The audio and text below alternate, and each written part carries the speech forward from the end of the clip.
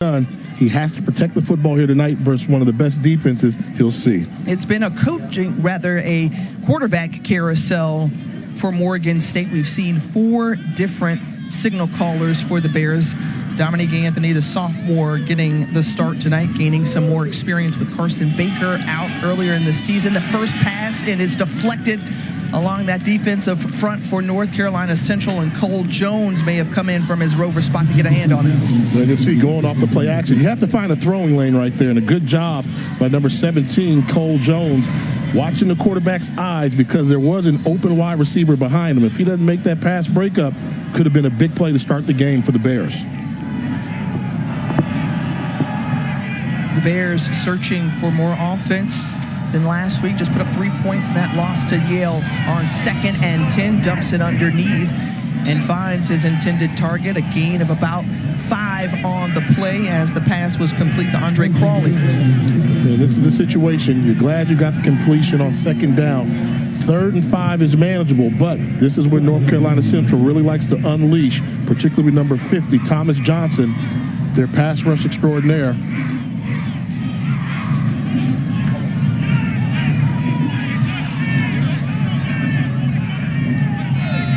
On 3rd and 5. Looking, Anthony feels pressure, escapes the pocket, running for the first down, spun around near that marker, and I think it's going to be good enough. They're going to move the chains.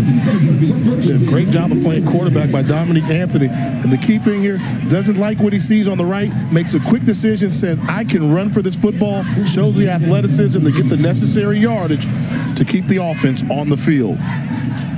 Anthony, who has run for just 42 yards on the season, has the ability to run, can mix it up with the pass as well, drops back once more, flares it out, and overthrows his intended target, J.J. Davis, who was well guarded. Yeah, and what you have to wonder right now, J.J. Davis is their best football player, right? They want to get him the ball on offense, but you're coming out against North Carolina Central, 4 straight pass plays. I don't know if that's the recipe for a successful offensive game against this defense. They'll settle for you throwing the ball. North Carolina Central came in here worried about the rushing attack of Morgan State University. That's what we heard from the coaches this week. What's B.T. Sherman going to draw up here on 2nd and 10 from the 35. Looking, pass complete, and that's J.J. Davis. This time hauls it in for a gain of 4. Getting completions, trying to stay ahead of the chain. So once again, they find themselves in a 3rd and manageable situation, really relying heavily on the right arm of Dominique Anthony.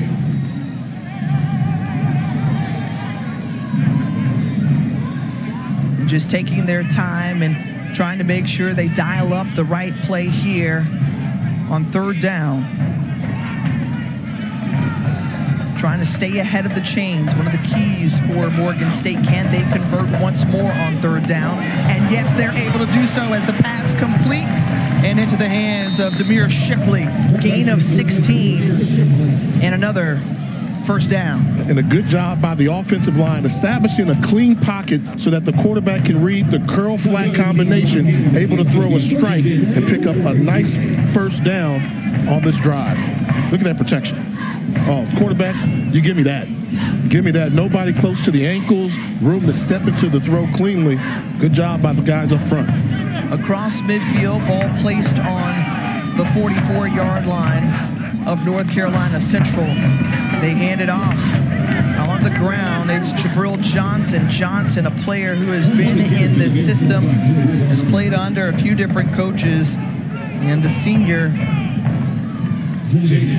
on the rushing attempt, first of the night for the Bears. And they picked up 6 yards on it. And the offensive line seems like they're able to match the physical nature of North Carolina's defensive front. We saw the great pass protection. We see them leaning forward, picking up great yardage on first down, running the football. Johnson remaining in the backfield. In motion, a player, and flipped out and quickly into the hands of Abdou Diop. And Diop, the tight end, they like to use him in a number of different ways. And Diop continuing to help this Bears drive continue. Watch the tight ends blocking for each other. So you're going to get the ball to a tight end. But take a look right there at the line of scrimmage on the contact. Great downfield blocking by Shipley, the big wide receiver. I thought he was a tight end, but good job of getting to that second level. And moving the ball effectively through the air on this opening drive for Morgan State. You mentioned them wanting to lean a little bit more on the ground game, switching things up. And here on the first down carry and a good pickup from Jabril Johnson once more. He was banged up recently. Happy to have him back into action as he picks up half the yardage for the down. Yeah, the offensive line continues to impress. As you'll see, all you need is one crease, one cut upfield, picking up more positive yardage on first down running plays. Great start for the offensive unit from Morgan State University. 10th play of the drive upcoming on this opening possession of the game. Morgan State taking more than 4 minutes off the clock and counting. Once again, into the hands of Johnson, and Johnson sprinting through. And Johnson now on the 15-yard line and a fresh set of downs for the Bears. And this is how they have them on their heels. Only 5 guys in the box to stop the run. And when you have that, it's a number count situation. The offensive line should win. Good hard running from the running back. Right now, they're just drawing it up. You've only got one inside linebacker. Safety gets there too late. Another positive running play from Morgan State. Consistency. That's what Damon Wilson wanted to see from his group. Not an indication of what they saw last week, but the pressure coming from Jabril Johnson as Quantez Mansfield was right there in his face, and no gain on the play. This is a time when you see the Eagle defense make the adjustment. They went to a 4-3 front, respecting the running game. You like to see them get out of it. You see the linebackers that are there stacked close to the line of scrimmage, really nowhere to go as they stretch this run to the outside. If you get that same type of look, you've got to throw the football and trust your quarterback, Dominique Anthony, to make a play.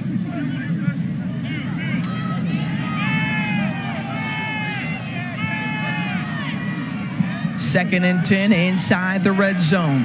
Anthony looking back to pass, has a man, and Shipley created separation in the end zone, but the ball overthrown. Yeah, that's that shot you want. One-on-one coverage. They're paying attention to the running game. You go to the outside, you've got a nice big target in Shipley at 6'4", and you overthrow the 6'4" wide receiver. In college football today, you don't overthrow wide receivers that tall. You give them that 50-50 jump ball chance to either get a penalty or come down with a great catch. Anthony, 4 of 7 so far on this drive for 35 yards through the air. Protect the football, 3rd and long. The key is to come away on this drive with points on the board. Puts it up again, this time out of bounds. And 4th down upcoming, and the kicking unit coming on. Jason Chambers was on the coverage there of Travion Pratt. You have to give him a chance to make the play. Look where this ball lands. This ball lands about 5 yards out of bounds.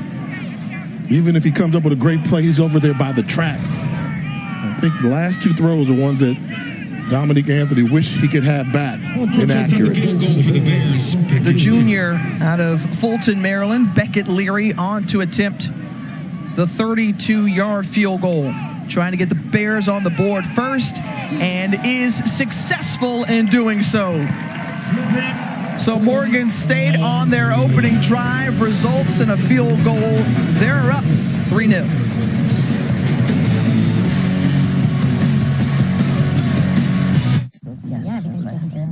Jamie. So, what am I up to? Just visiting a special secret client. I can't say who it is, but let's just say she bundled her dream house and her dream car for round-the-clock protection with Progressive. Oh. She has another house in Malibu. She's been an astronaut, an architect, a CEO. We're in front of her house, dude. Well, I'd love to tell you who her boyfriend is, but I don't think I can. I'd love to tell you. Welcome to ESPN College Football, presented by McDonald's. Thursday night from the Charm City, Baltimore, Maryland. And the Morgan State Bears hop out to a 3-0 lead. Thursday night, got to bring out the band. They're certainly ready to strike it up as many times as they can tonight. Morgan State trying to get some revenge on last year's MEAC champions, North Carolina Central. They went into the home of the Eagles, and Damon Wilson said, hey, I didn't like that feeling. That was not a good feeling. You know, I thought it was a version of the champions played like the champions that day. I mean, North Carolina Central was a much better football team than Morgan State was a season ago, and it showed in the score. Brandon Codrington on the return. A good return from Codrington out past the 25, just short of the 30. A 23-yard return for Codrington, and we'll get a chance to introduce you once again to Davius Richard. Jay Walker, you called him the best player in all of HBCU football, but he is right up there in the ranks of FCS as well. Richard has continued to grow, coming off of all the great accolades from MEAC Offensive Player of the Year, the Celebration Bowl MVP as well. He keeps getting better. Yeah, and that picture you see right there in the corner, he's going to look like that the whole game. That's one of the best strengths he has. Never gets too high, never gets too low, plays at an even keel, and the game moves slowly to him, which makes him so dangerous. Pass complete to Luke Bracey on his first attempt, and talking about that thermostat mentality, adopts that from his head coach, Trey Oliver, saying we have to keep that throughout games, never getting too high or too low, not adding any pressure to try to win. After that gain of 8, sets up second and short from the Eagles, 36. Looking again to the right side, that one deflected at the line of scrimmage, and it's going to bring up third down. And this is the time where I think you look to Mookie Collier. You know, when you talk about North Carolina Central, what we've seen them do, they have more star power than they had a season ago. Davius Richard gets all the accolades, but his running back in the backfield, Latrell Mookie Collier, one of the best runners, and he loves situations like this. Third and short yardage situation, Collier finds ways to get it done. We'll see if they hand it off to the leading rusher in the Mid-Eastern Athletic Conference. Collier instead sprints out, tries to block for his quarterback, Davius Richard, who is tussled and thrown backwards. The great play of the defense, and that was Jordan Toll's loss of 3. When you got a quarterback that can run as hard as Davius Richard, cannot blame the offensive coordinator, Matt Leone, trying to run him. But this is just great defense and aggressive defense by Morgan State. Well, Morgan State defense sports the best in the conference in terms of scoring defense. They are formidable for sure, and trying to create havoc on the defense is what they've been successful with thus far. On 4th and 5, a fair catch after that 41-yard punt and no return. We'll come back here to Hughes Stadium with the Bears on their second drive when we return. So you're telling me this one-size-fits-all network upgrade is the best you guys can do? Better than that. It's the only thing we do. That's how we know it's right for you. ESPN College Football is presented by McDonald's. The Inner Harbor here in Baltimore. A beautiful fall night on this Thursday. Well, check out Saturday night.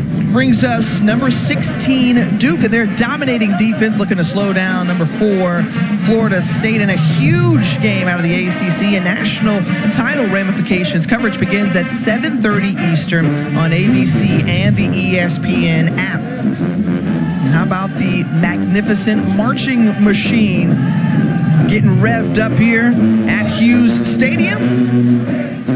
I like that name, Magnificent Marching Machine. I want you to say it fast 5 times for me. That's your job, partner. No. Like that alliteration there. On first down, looking, and Anthony, his pass incomplete to Pratt. And flags come out there in the backfield. And it's likely going to go against Morgan State.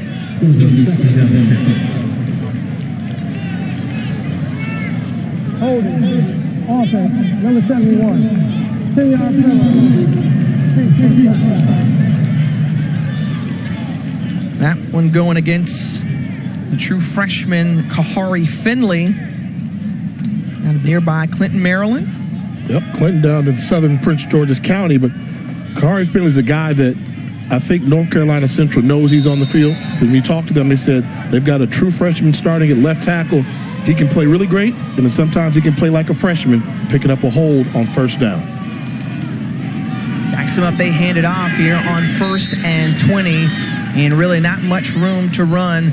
A gain of about 2 as J.J. Davis was stopped by Manny Smith.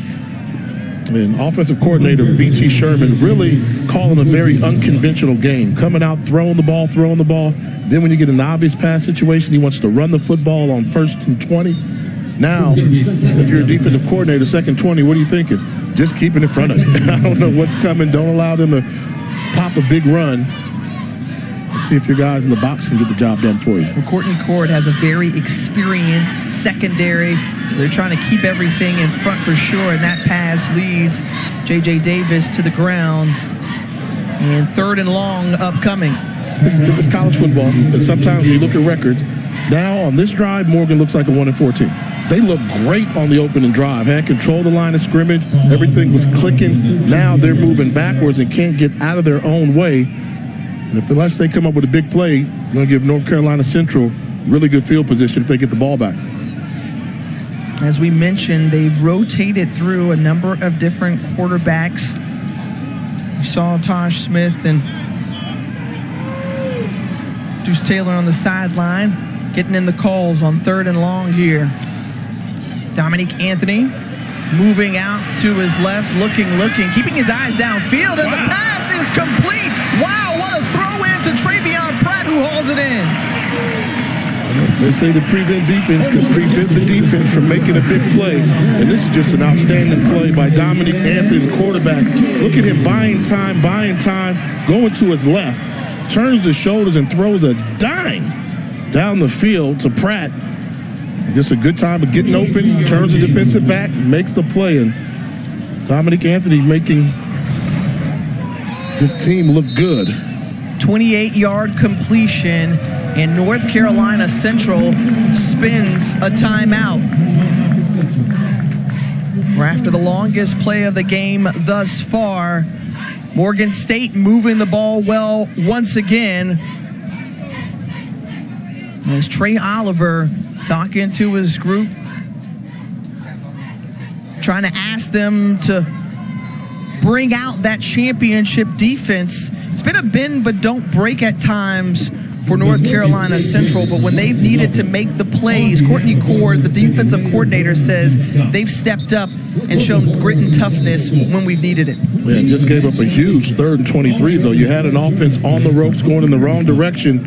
One guy breaks contain, and you see what happens. And Courtney Cord is looking like he's not too pleased with that play there. You can't give it away like that. Take a look at the HBCU power rankings, and North Carolina Central clearly number 1, Florida A&M clearly number 2. We'll talk about the rest on the other side of this play. Many believe Central and Florida A&M could very well meet at the end of the season. A lot to be determined between now and then as the stop made by Taylor to Jabril Johnson and Thomas Johnson. You got to point this out. How about number 3? I see it right now. Big Blue, Tennessee State University. The job Eddie George is doing, winning some football games, those fans need to get behind that football team. They're playing very well. Jackson State drops a spot after the loss. And watch out for Prairie View A&M. They're trying to sneak in there. Bubba McDowell has the Panthers playing well. On the bubble, you had Benedict College, Division II, Chinnesbury, doing an amazing job trying to run through the SIAC once again, along with Alcorn State. Let's talk about this offensive distribution thus far from Dominique Anthony. 6 completions to 5 different receivers. Hands it off here and having success up the middle as Jabril Johnson trucks Cole Jones on that run, gain of 7. And this is what you call good hard running. And once again, the offensive line washing down white jerseys, making space, creating space for the running back, Jabril Johnson. And this is how you want to run. Don't go down with first contact. You love it when a running back has 2 or 3 jersey guys pulling him down to the ground. Third and short, got to get to the 49 of North Carolina Central. Hard running once again by Johnson, the extra effort, and it's a first down. This offensive line is playing inspired football.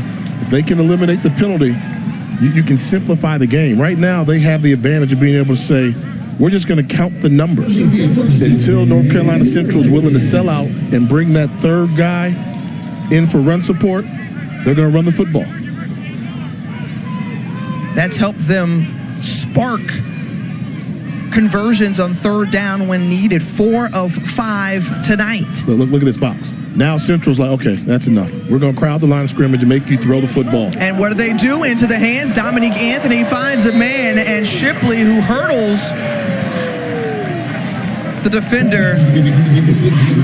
And correction, that's Anthony James Jr. for that gain of 6. Let's take a look at it again. Yeah, just a quick flip. They're bringing the free safety down, Manny Smith for run support. And look at the athleticism by the big fella on the edge. Anthony James, 210 pounds. Had 10 catches coming into tonight's game. Number 11 made the crowd go, ooh, for a little bit. Just over 3 minutes to go in the opening quarter. Morgan State driving the ball down the field well once again. And the handoff to Miles Myree. And Myree was stopped. A number of white jerseys were there to stop him. Loss of 1. You can thank Kendrick DeJour for that. DeJour, who is expected to have a strong showing tonight in this game. That was something that his D coordinator challenged him with. And Courtney Cord has seen him as twin. Great story between the two, has really taken him under his wing and helped him to flourish. Another third down upcoming. Can the Bears convert? Right at the sticks, the pass into the hands of Shipley, and Shipley is going to be about a yard short. I think they're going to mark him at the 39-yard line. Ooh, so now decision time for Damon Wilson, and you go for it. I think in this situation, yard short, you're in no man's land. What do you gain if you put the ball into the end zone? Not a lot of yards. Your offensive line's done a really good job controlling the line of scrimmage. Can't question this call at all. And the play was whistled dead as a timeout taken by Morgan State. They'll talk it over once more. We'll take a break with them. Come right back with us to Baltimore.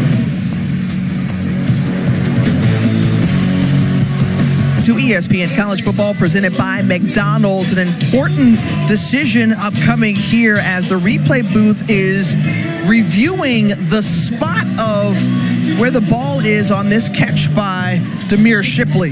Yeah, they needed to get to the 38-yard line. Looks like he got a little bit closer than they spotted him for. And the pawn, if they're taking a look at it, they want to make sure he secured the football all the way through the catch as well. So they've got a couple things to look at. I thought the spot was short, but then when I saw that replay, now it looks like he control the football all the way through. And the rule is if you leave your feet, you must control the football through the catch. So if we can, let's take a look to see. I'm not worried about the spot now. Now let's take a look and see, does he control the football all the way through? Keep in mind, he's leaving his feet. So not denying that's a catch, but he's airborne. When you're airborne, you have to cane. I think that ball moves a little bit. I would not be surprised if they overturned it. Greg Edwards and his crew upstairs, the replay official looking once more, and when the ball meets the field, it looks like there is some movement there for sure. Is there enough visual evidence there, Jay, to overturn it? By the rule, I think so. I don't think that's a catch because that's why they have it. If you leave your feet, you must control the ball through the finish of the play, through the whistle of the play. When you're down there, And I think he left his feet. It was a great individual effort, but I think that ball moved, and I don't think this catch is going to hold up. It appears if he had maybe secured it and brought it into his body, it would have remained a catch. But because he was trying to stretch out toward that first down marker, the ball appeared to have moved. I love HBCU football. They're like, cut the DJ. DJ, cut it off. Derek Hatton's still waiting, by the way. A little cameo love inside Hughes Stadium.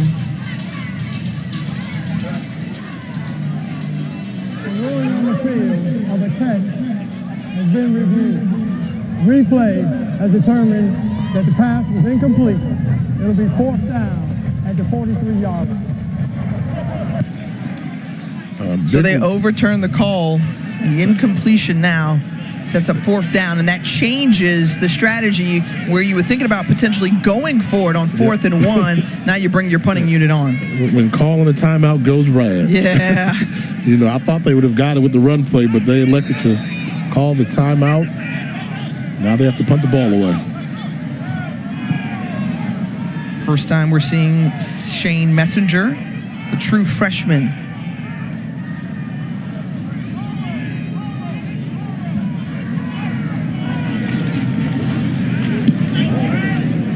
Gets it up, and can he pin the Eagles inside the 20? Yes, as Codrington calls for a fair catch after that 25-yard punt.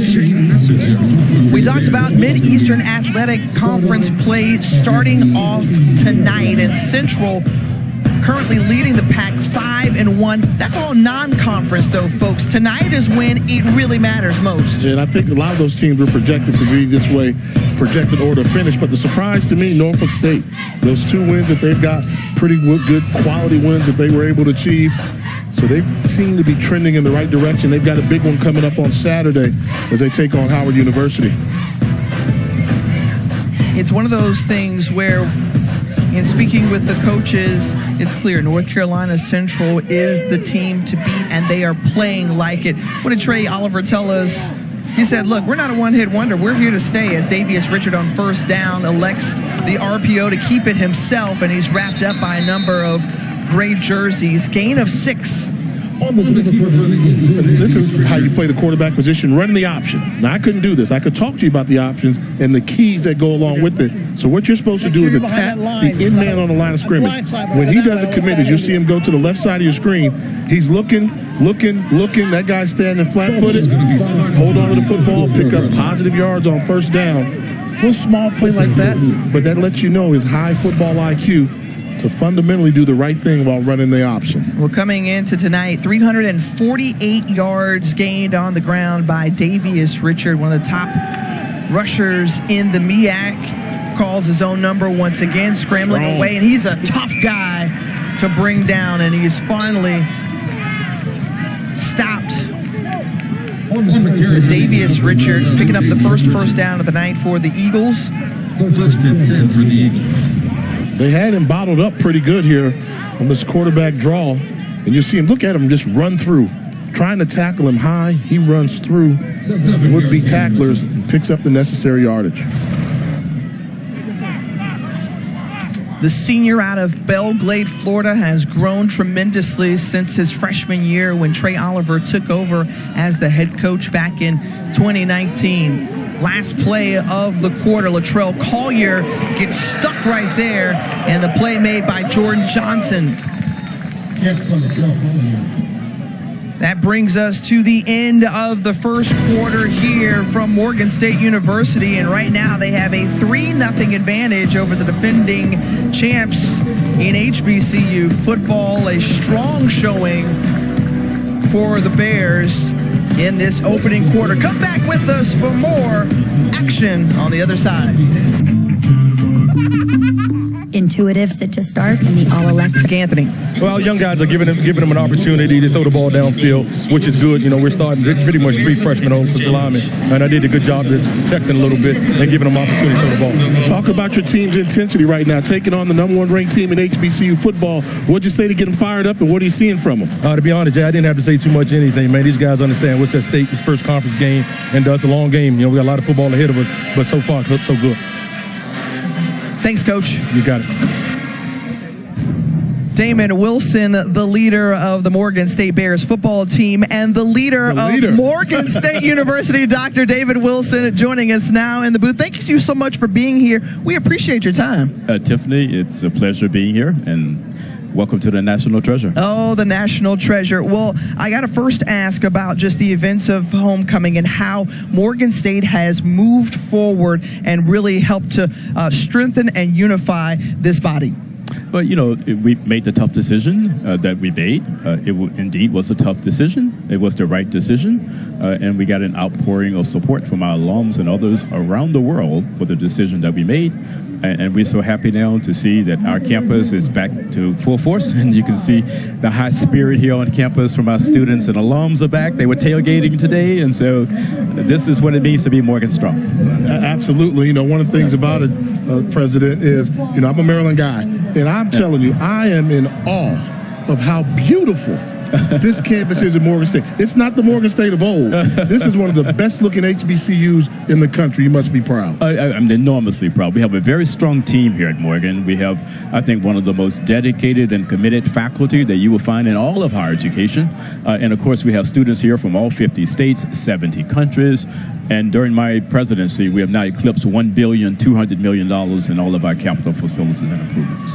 I want to say you're welcome, but you've done a good job with it all there. And I know, you know, you're a big academic guy. You graduated from the HBCU down there in Tuskegee, Alabama. But when we get a chance, I want to talk about all the fantastic academic programs that you're always boasting to me in America about. Okay. Yes. So we are, of course, we have over 145 academic degree programs here. There are so many programs where we are #1 or #2 in the nation in producing African American graduates. We are #1 in the United States in producing African Americans in electrical engineering, in civil engineering, and industrial engineering.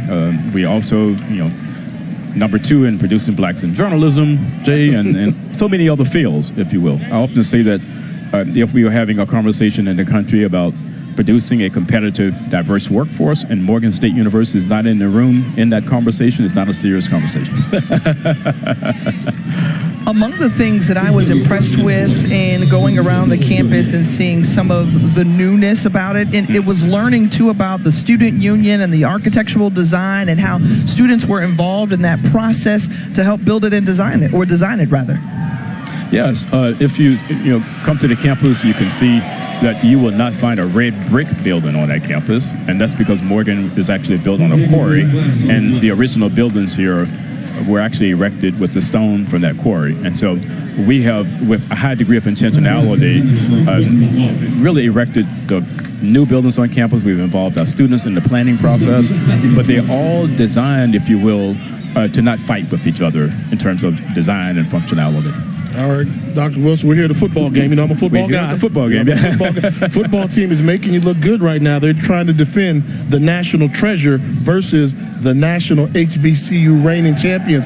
What do we look for in terms of the future of athletics here at Morgan State University? I am very, very excited with where our athletics program is under the leadership of Dina Freeman Patton, our Vice President and Director of Athletics.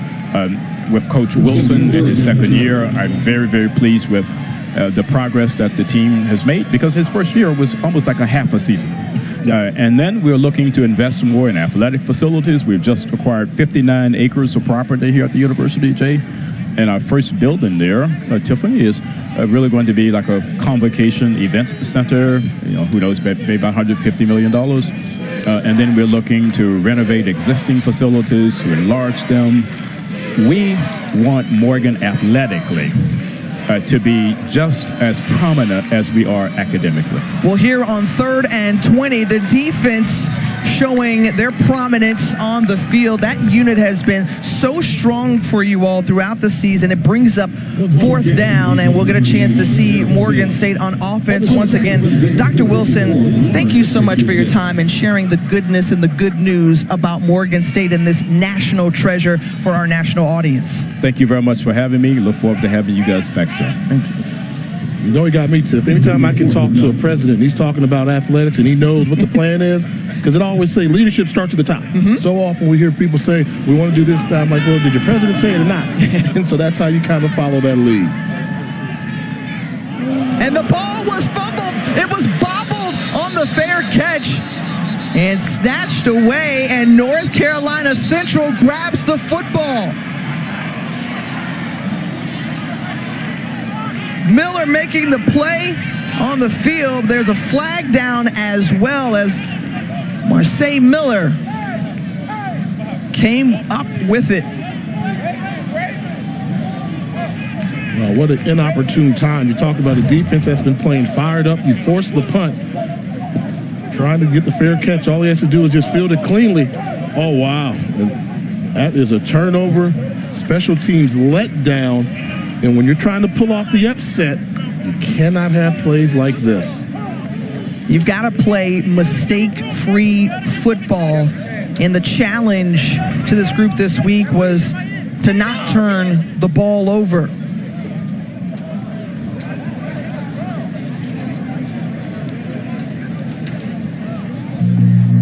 The officiating crew still discussing, as Damon Wilson would very much like to see a call go in his favor for his team.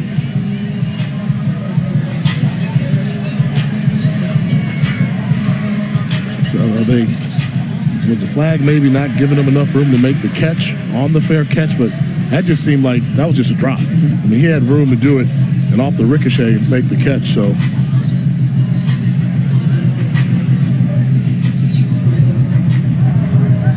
Dirty kick catch interference. Kicking team, 15-yard penalty from the spot of the foul. After the play, unsportsmanlike conduct. Receiving team, number 2. That'll be enforced half the distance to the goal. First down, Morgan State. I don't know. I mean, if he makes this catch, I don't think they make any call at all there. We'll settle it on the other side as Morgan State fortunate to get the ball back. We'll talk about it more when you come back. Did you know? NFL Sunday at 10 a.m. Eastern with the Countdown crew on ESPN and the app. They'll have the early breaking stories, injury updates, and previews of each game right up to kick off. Well, back on the field, and Morgan State benefiting from a kick-catch interference. And Jay, we got further explanation from Andre Lowe, the head of MEAC officials.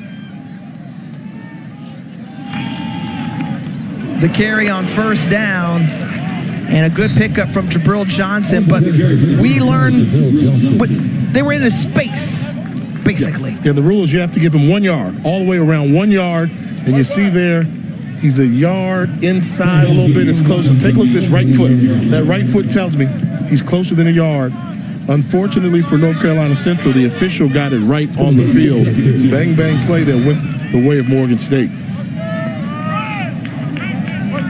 So strong run on first down. On second down, they pass it out to Demir Shipley, or excuse me, that's Joseph Awumi. And Awumi with the first catch of the night, and it's good for 7 yards for the junior. One thing that Morgan State has is tall wide receivers on the edge. Big football team, and you see the offensive line continue to do a good job on first down running plays. We talked about Awumi on that last catch. He's a 6'3" guy. We got Demir Shipley, who's 6'4". Avery Jones goes 6'2", so tall wide receiver core with a big catch radius. And you heard Coach Damon Wilson to start this half talk about the offensive line and the job that they have done protecting the sophomore quarterback and creating space for the running backs as well. And that went in the craw of the receiver and just bounces off. It's going to bring up 3rd and 5.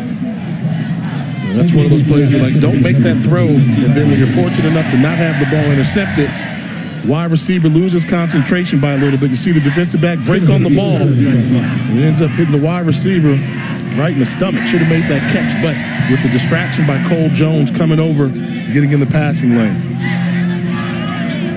Morgan State has done a really good job tonight converting on 3rd downs. Another one upcoming. They have to get to the 38-yard line to keep driving the ball, and a tackle made and stopped short as Manny Smith holds him to 2 yards after that completion, and that'll bring up 4th down. And Morgan State is not complaining about punting this football. What would have been North Carolina Central having the ball inside the 10-yard line because of the special teams mishap. Offense picked up a couple first downs, and they're able to possibly regain the battle of field position.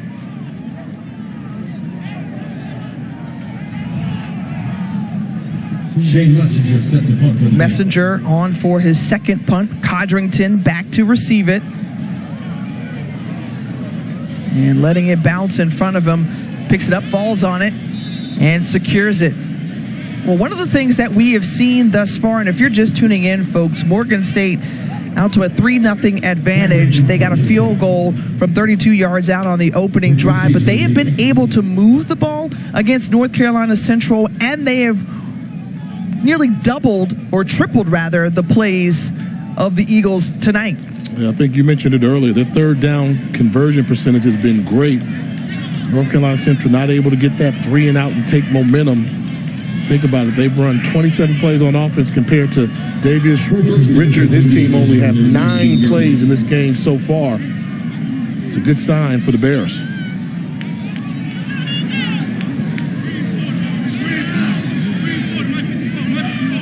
Richard, Black College Football Hall of Fame Player of the Year.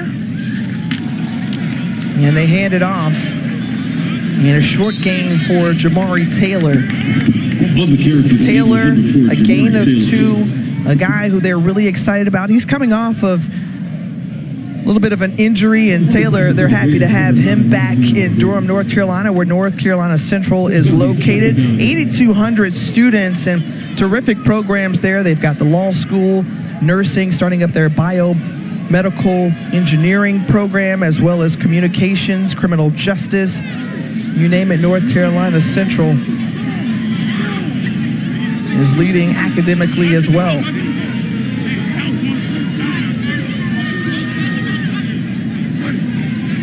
Two to go on the play clock. They get the snap off. Richard surveying the field. He's feeling the pressure, gets it away. Pass is complete. And Devin Smith is able to haul it in. Short gain of about 3, and then some extracurricular discussion after the play between Smith and the Bears defenders. Yeah, this game's getting chippy. Getting to Davius Richard is one thing. Getting him down is another thing. Knows he's going to get hit, still delivers a strike to pick up some positive yardage.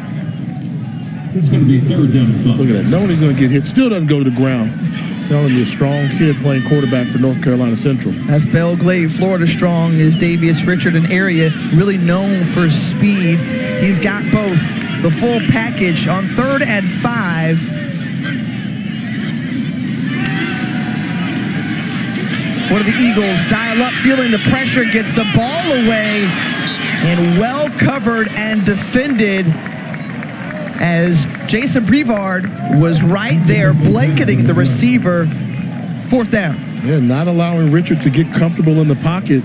Inspired defense, and if you know anything about Damon Wilson's history, comes from that defensive side of the ball. Defensive coordinator, Bowie State University, was National Division II Coach of the Year. If this defense shows up, they can shut down some teams, which has been the case for them a couple times this season. And fair catch for Quincy Hall as a flag flies out at the end of that one.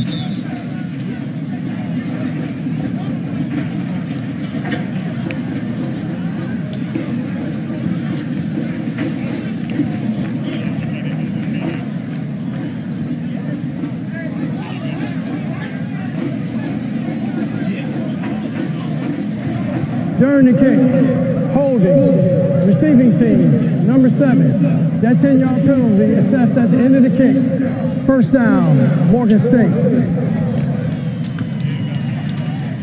Well, Trey Oliver and his group only trailing by a field goal. We'll see if his defense can come up with a big stop on the other side. You never know what the program at Morgan State after Damon Wilson spent 13 seasons as the Bowie State head coach, his alma mater. You mentioned it, Jay, the success that he had just down the road, 3 straight conference championships and a number of NCAA playoff berths as well. Yeah, absolutely. And the Division II National Coach of the Year, not just HBCU, but the National Division II Coach of the Year. They got a winner. He was a rising star, getting his chance to be head coach at the FCS level. And taking a shot as Dominique Anthony overthrows his intended target of Travion Pratt by at least 5 or 10 yards. And that's the part that we have to work on if you're Dominique Anthony. You've got these tall wide receivers that we've been talking about. Travion Pratt goes 6'2", you got guys 6'3". You don't overthrow those guys. Give them a chance to catch that 50-50 ball. I'm going to call him out a little bit, give him a shout out. I know Coach Ronnie Crump down at Potomac High School taught him a little bit better than that. Get that throw in down so your wide receivers can help you out. Here on 2nd down and 10, Anthony hands the ball off. That's Myrie, the junior running back out of Washington, D.C., stopped by Max Urin. Urin, the glue and the brains of this defense for the Eagles. No gain on the play. That's going to bring up 3rd and 10. Max Urin, one of those guys that gets it done on and off the field for Trey Oliver and Courtney Cord from his inside linebacker position. He's got an internship with the judge going into law enforcement there. Call him the sheriff on the field. He patrols the middle of the field, going sideline to sideline as well.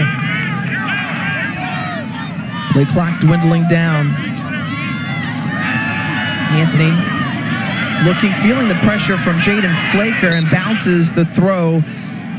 And 4th down on the way.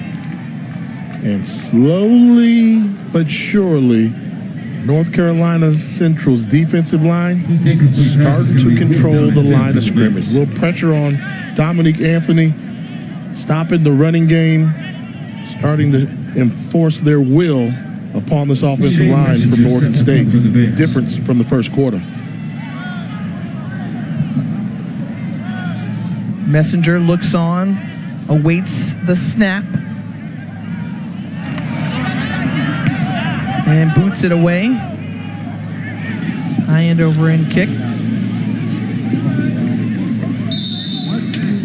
And the 41-yard punt is down. When you think about North Carolina Central, we've talked about a top 10 ranking in FCS football, their highest, number 9, and they got so there after that big win over number 25, Elon at the time. 500th program win for North Carolina Central, and Trey Oliver is now 3-1 against nationally ranked FCS opponents. When we talked to him about some of the most memorable ones that he's had, he went back to last year in New Hampshire. They went up there on the road, went to New Hampshire, beat a ranked team there, impressive win. And I'm seeing one little small chink in the armor. They're off to another slow start. You know, in the games they've had this year, they've had to come from behind in 2 of those games after being down by double digits in their contest. So I think something you have to be of concern with if you're a fan of the Eagles is, when do we play that game where we just come out the box and light them up? When you think back to last week, they were trailing by 10 against the Phoenix, and then prior to that, Campbell, they had to overcome a 21-point deficit, pushed to overtime, and won 49-48 at O'Kelly Riddick Stadium down in Durham. What's it going to take for this offense, for Matt Leone to get going and see his Eagles play the way they've played before? Davius Richard says he can be the spark plug, as Richard with a 9-yard gain, and that's going to bring up 3rd and 1 for NCCU. You just had the feeling sooner or later Davius Richard is going to make a play. They're going to bring a safety blitz coming, but a great job of pickup by the left guard, picking it up, allowing Richard an opportunity to escape from the pocket and pick up some positive yards and almost get the first down. Trying to convert for the first time tonight on 3rd down. Don't have far to go as they hand it off to Latrell Mookie Collier, who springs Torricelli Simpkins forward as well. And that moves the chains.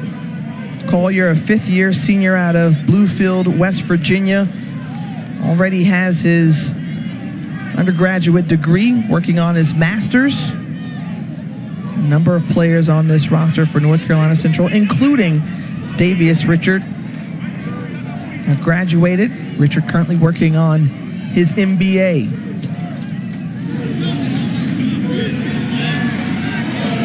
First and 10, flushed out of the pocket, still looking downfield. Richard can't connect with Joaquin Davis. It's 2nd down. Joaquin Davis, you have to help the quarterback out. That was a great job of extending the play by Davius Richard. Gets outside of the pocket and throws a strike. And watch the arm strength. We talk about how strong Richard is.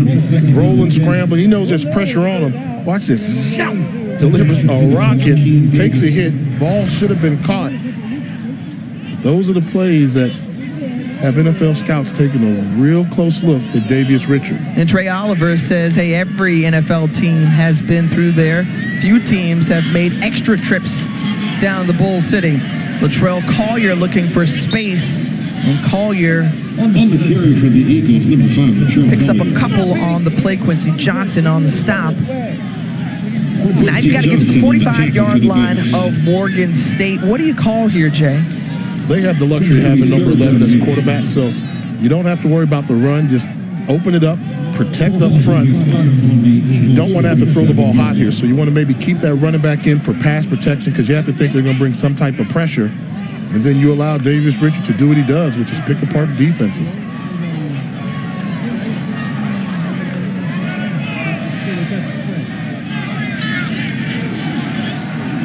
On 3rd and 8, Richard, pressure from the backside, and he's brought down by Sam Alshamir. Loss of 11. And right here you'll see left tackle Trayvon Humphrey just get beat on an individual effort. It was a good job of blitz pickup by the running back, but the left tackle Humphrey gives up a sack. This Morgan State defense is playing motivated. Do they know they're playing the number 1 team in HBCU football and the top 10 team in the country overall? Damon Wilson says, hey, our guys are hungry. They didn't need any extra motivation. They know what they need to do on the opening game of MEAC play, the return for Quincy Hall after his knee hit the ground. Not much room to run, however. Damon Wilson's crew holding tight to a 3-0 lead here in the first half. Did you know that Deacon Jones Auto Group has Nissan and Toyota stores? That's right. Or players within the country recognized for being a terrific student, athlete, and their community service as well, reaching out, really helping to serve and tutor within the Latino, Hispanic communities and the youth, volunteering with Durham Farmer Food Share. He's done so much, and a player who Trey Oliver talked about earlier this week about him being so proud of the work that he's done and the champion that he has been. 1st and 10 for Morgan State, and the pass complete to Pratt. Gain of 5. What are your thoughts thus far on Dominique Anthony and the job that he's done as the signal caller? He hasn't turned the ball over, which is key, and he's made some good decisions, but the accuracy hasn't been there for him. Missed an opportunity to have some big plays, but done a good job of eliminating the turnover and making good decisions where to go with the football. Just some of the throws have been off. 128 of total yards of offense thus far tonight for Morgan State, as Dominique Anthony looking to add to it. However, a penalty marker comes out as well, as a bunch of Eagles try to push it back and stop them. And prior to this flag being thrown, I was saying this is one of those key drives for an offensive team like Morgan State. You got a small lead. Offense, more than 4 players in the background. Pete, second down. You have a small lead right now. Your defense is playing lights out. What you don't want to do is give Central an opportunity to either tie or take the lead going into the locker room and help out your defense. Get that drive where you get off that 3-point lead you have so you can have a little confidence going into the locker room, because you just have the feeling sooner or later North Carolina Central is going to figure it out, but you want to put some doubt in their mind.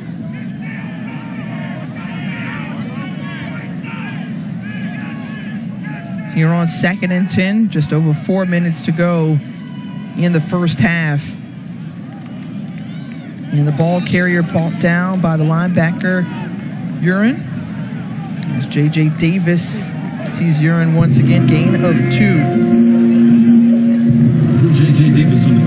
This is what you call one of those championship plays right now. We're talking about Central. You need to get this stop on 3rd down and give your offense an opportunity to give you the lead going into the locker room. So it's a team effort, and championship teams find ways to find a chink in the armor and take advantage of it. This 3rd down is big. 4 wide receivers and dumping it down to Davis, and Davis really had nowhere to go as James Johnson, along with others, stopping him all along the way. Yeah, great job by Johnson. In man on line of scrimmage. They're running the screen off of him, and watch him track him down. That's a defensive end pass rush specialist, able to sniff out the screen and track down the running back to force the punt. Well, credit Thomas Johnson on that stop. And again, Courtney Cord saying his defense coming up with plays when they need it, and they're a key stop as Morgan State once again punting 4 straight possessions and 4 straight punts for the Bears.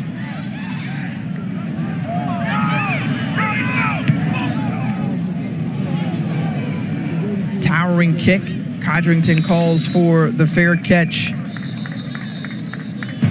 North Carolina Central will start their drive from their own 19 when we come back.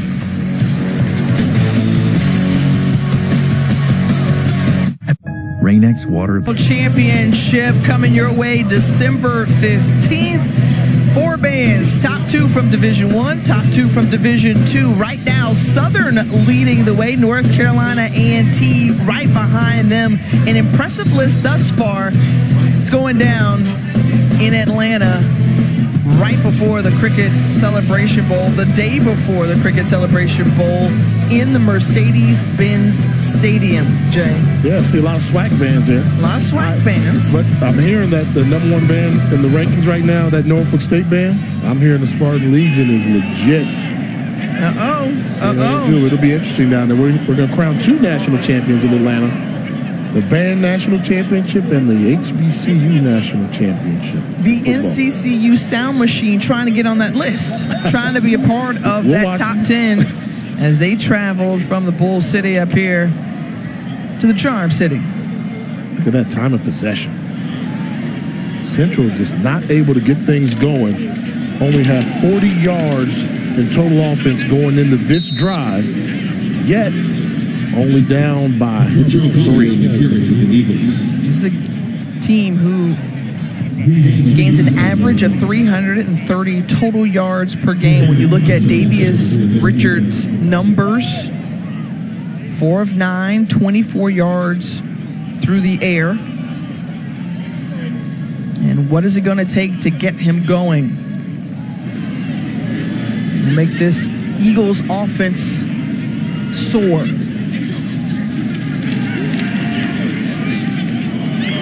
And the hit delivered immediately to Mookie Collier. Great play there by Desus. That's how you play the boundary corner. Ball comes out your way. You're responsible for run game and anything in front of you. Good job with a hard hit to force Collier to drop the pass.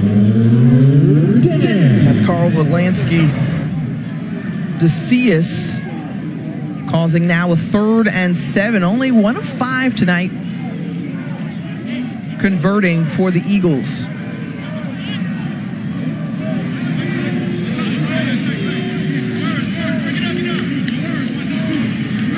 You got to get the playoff one on the play clock, able to do so.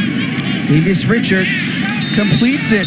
Oh, they say it's incomplete. Devin Smith did not come up with it.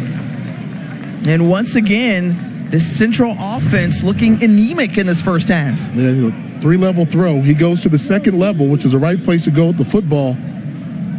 You're a scholarship wide receiver. You have to make that catch in this type of game. And that's the sign of what's been taking place for North Carolina Central in the first half. Just cannot get it going and allowing Morgan State to bring it to them on defense. 3rd straight 3 and out for the Eagles out of his own end zone, and punting it away is Velarde, and the return from Morgan State. And Hall said, I needed just a little bit more crease and push, and I would have had some more yards. 34-yard punt, 14-yard return. A dangerous return. Wouldn't have been mad if he just would have taken the fair catch right there, but he wants to get involved in the action, has a couple moves, picks up some good yardage, and Morgan State with an opportunity to possibly increase their lead going into the half. This is a shocker.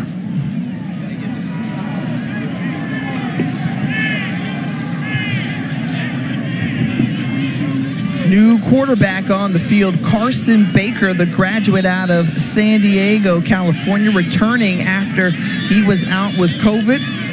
In the backfield along with him, Keith Jenkins Jr., a playmaker, an athlete who's flipped up and brought down. Cole Jones will be credited with the tackle. One of the things that North Carolina Central head coach Trey Oliver was worried about was Keith Jenkins. He said he kind of stands out when you watch the film, and I agree. He's got a tremendous first step. He's quick. He's a game breaker, and they're changing up their backfield, going with Carson Baker and Keith Jenkins at the same time. And that was one of the things that Central was prepared for, trying to get ready for a dual quarterback system. Overthrows the receiver, Jenkins, and 3rd and 8 upcoming for Morgan State. When Baker comes into the game, he's more of the drop back passer, wants to pick you apart from the pocket. So I think that's why they tried to spring Keith Jenkins in there. When you start thinking about Baker throwing the ball, they really want to try and get Jenkins to get loose on the perimeter.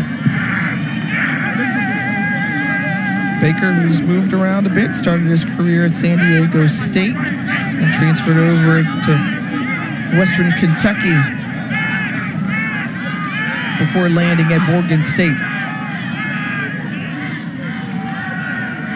Here on 3rd down, going for it, one-on-one coverage, and overthrows Wilkins. The intended target, Jason Chambers, was there on the coverage. It's 4th down. That was a streaking Wilkins going down the sideline. Thought there might have been some contact there by Chambers, but no flag from the official.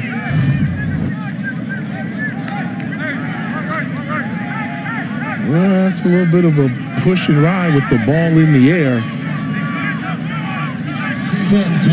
Got to sell that a little bit more for the wide receiver, Wilkins. Beckett Leary on to attempt a 47-yarder.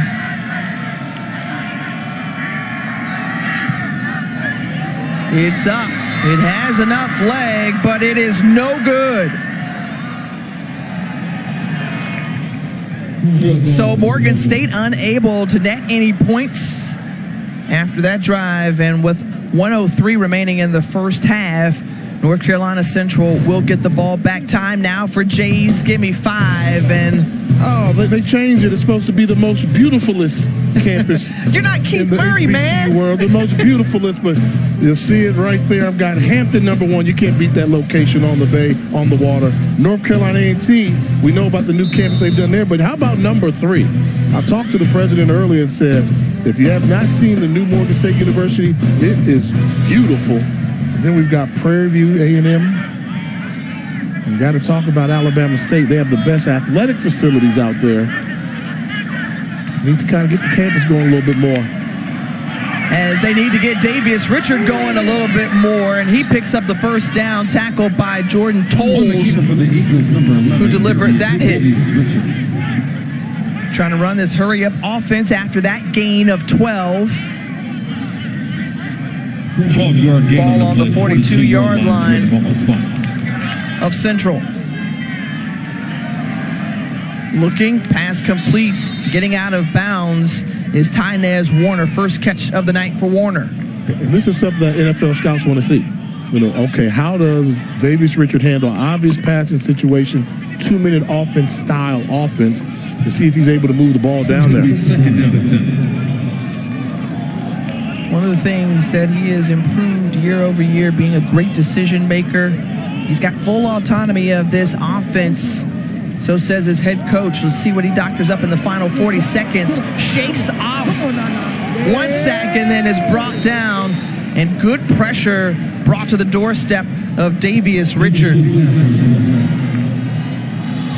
A great job of flushing him out of the pocket. And although this is going to show up just as an incomplete pass, look at the pursuit by Asante, number 5. Hard takedown here. You don't like seeing your quarterback getting driven to the turf like that. And, ooh, that might have been a little bit of extracurricular on that tackle. Nana Asante, known as a pass rusher in this defense. 3rd and 7 in traffic, gets it to Latrell Collier, and Collier only gains 1. Asante there once again.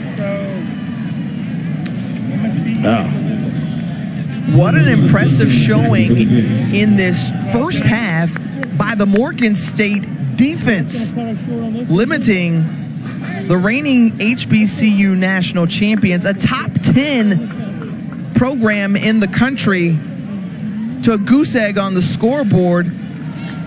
Damon Wilson's crew controlled the time of possession. Their defense helped to set the tone. But here at Hughes Stadium, they'll go into the locker room with Central set to receive the kickoff in the second half as the Bears clinging to that field goal of a lead after one half of football.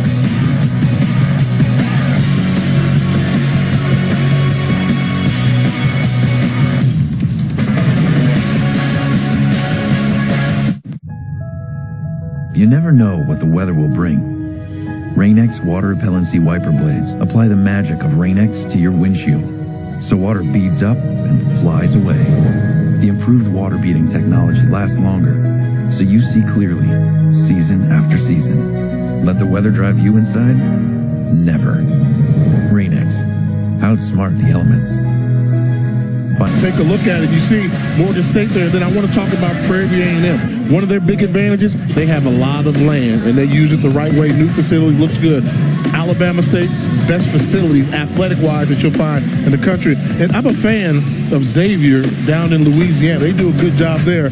But the shocker, like I said, number 3 Morgan State, they'll show you what $1.2 billion investment looks like. We'll show you a little bit more of the campus, but first, let me chime in with Tiff's 2 cents. I got to go with Lincoln University in Missouri, one of the oldest land-grant HBCUs. It's on a hill. It's overlooking the capital city, which it's located in Jefferson City. And then I really liked University of Maryland Eastern Shore. Now, it is on an island by itself. There is nothing else around it. However, quite spacious. You talk about land, and it draws you in. It's a pretty expansive campus. Looks really nice. As we bring you the flavor, brought to you by McDonald's. And we talked about this Morgan State campus. We'll show it to you now.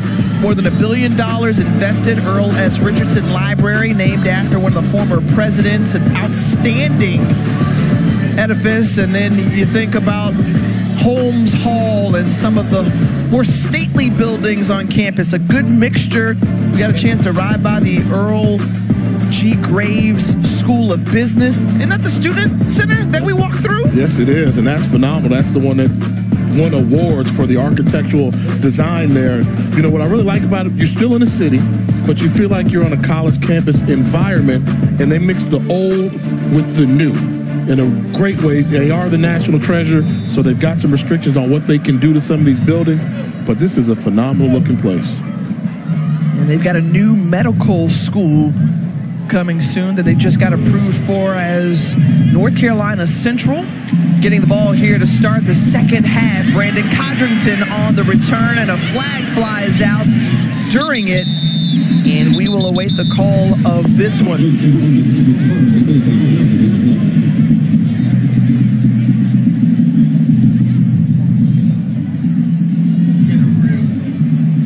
We'll see what type of answer North Carolina Central can have here in this second half. Let's hear the call from Derek Hatton.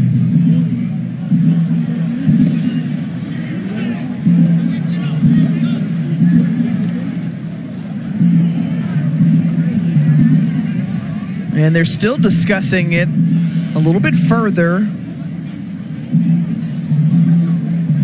And here we go. During the return, personal foul, kicking team, number 91. 15-yard penalty added to the end of the run. First down, North Carolina Central.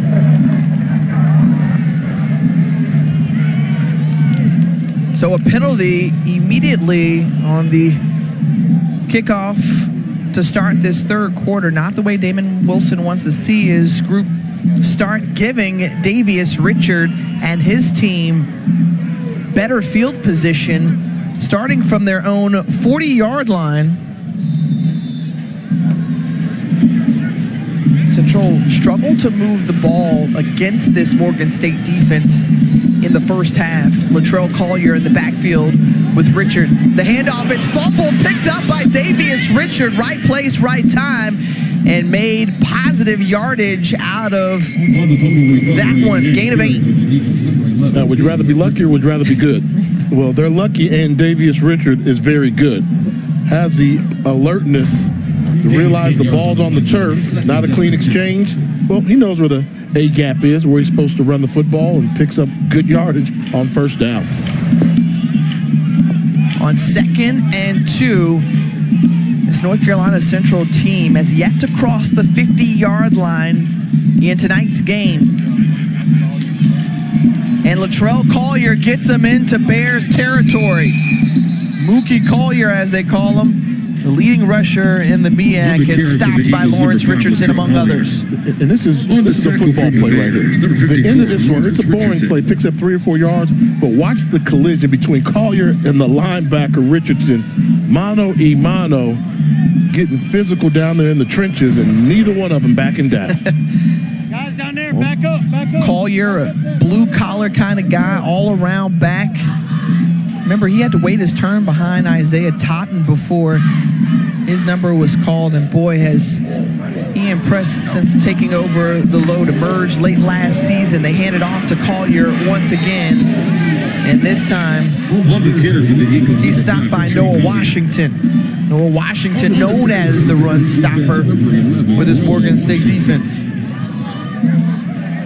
And one thing about the boys from Maryland, because most of this team, like 90% of the rosters from the state of Maryland, they're known for physical football up here in this part. The offensive and defensive line plays where colleges come in from around the country. They like these big guys, and we're seeing the Morgan State defensive line and the offensive line play like Maryland boys. Well, this defense has held a team that's used to putting up 35 points a game to a big fat 0 on the scoreboard thus far. On 2nd and 9, and the pass complete into Quentin McCall. Devin Smith, a local product out of Durham, North Carolina. It's going to be 1st and 10 for the Eagles. So Davius Richard and North Carolina Central seeing success on this opening drive.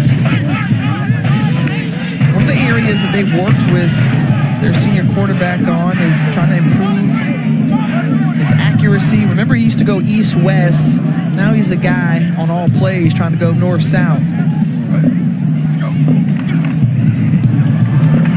Collier running downhill and straight into the teeth of the defense, as we got a chance to catch up with Trey Oliver, their head coach, coming out of the locker room.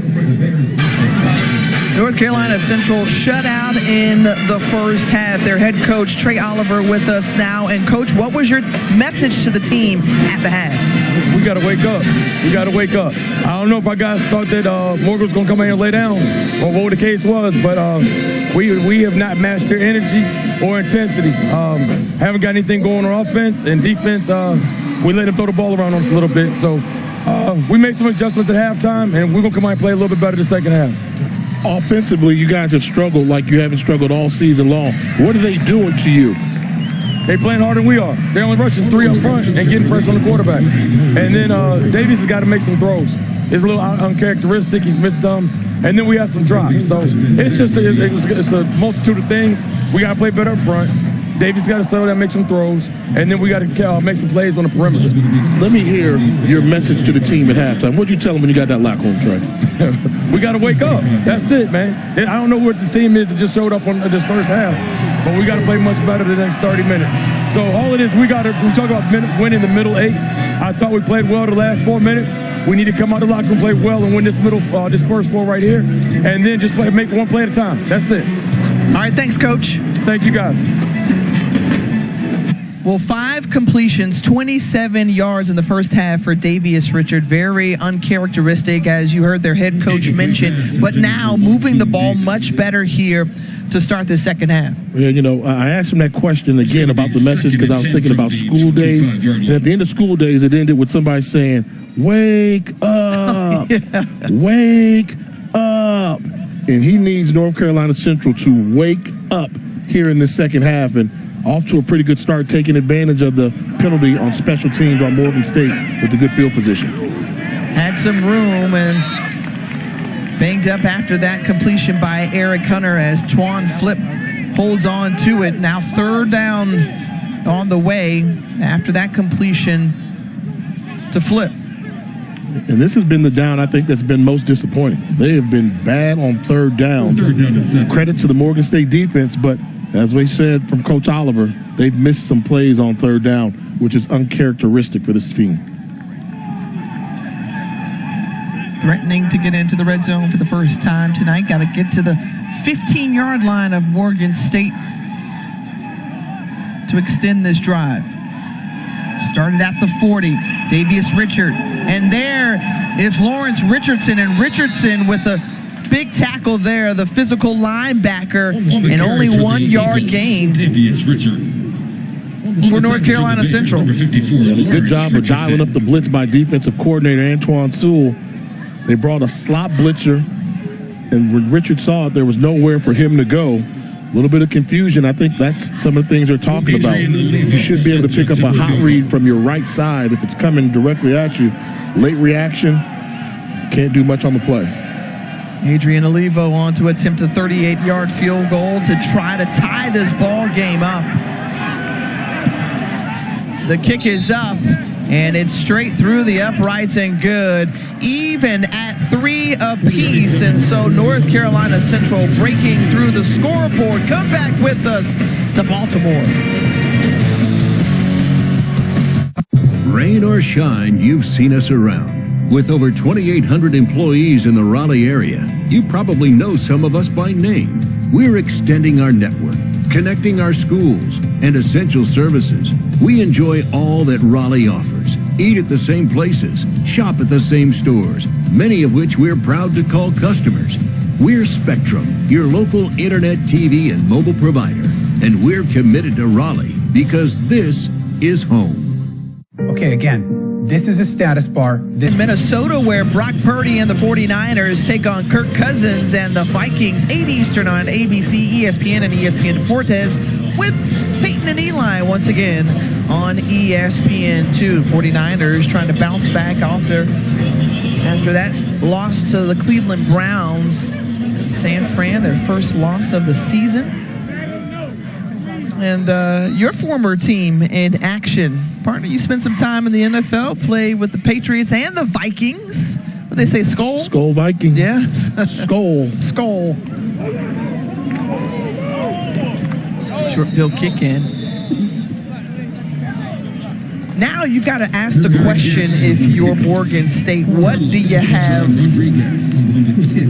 to answer back and try to get a drive going? You saw a sustained drive of 10 yards on that opening possession, netted in a field goal. It was Dominique Anthony who started off. We saw Carson Baker as well. How do you get something moving like you did in parts of the first half? We'll make the second half adjustments, and let's see what the offensive coordinator, B.T. Sherman, can do. But an offense that only averages 13.5 points a game cannot afford to get in a shootout. So you don't try to force the pass. You come out, you try to just take long, methodical drives, eat a little clock, pick up a couple first downs, which they had success doing in the first half, just don't have any real points to show for it.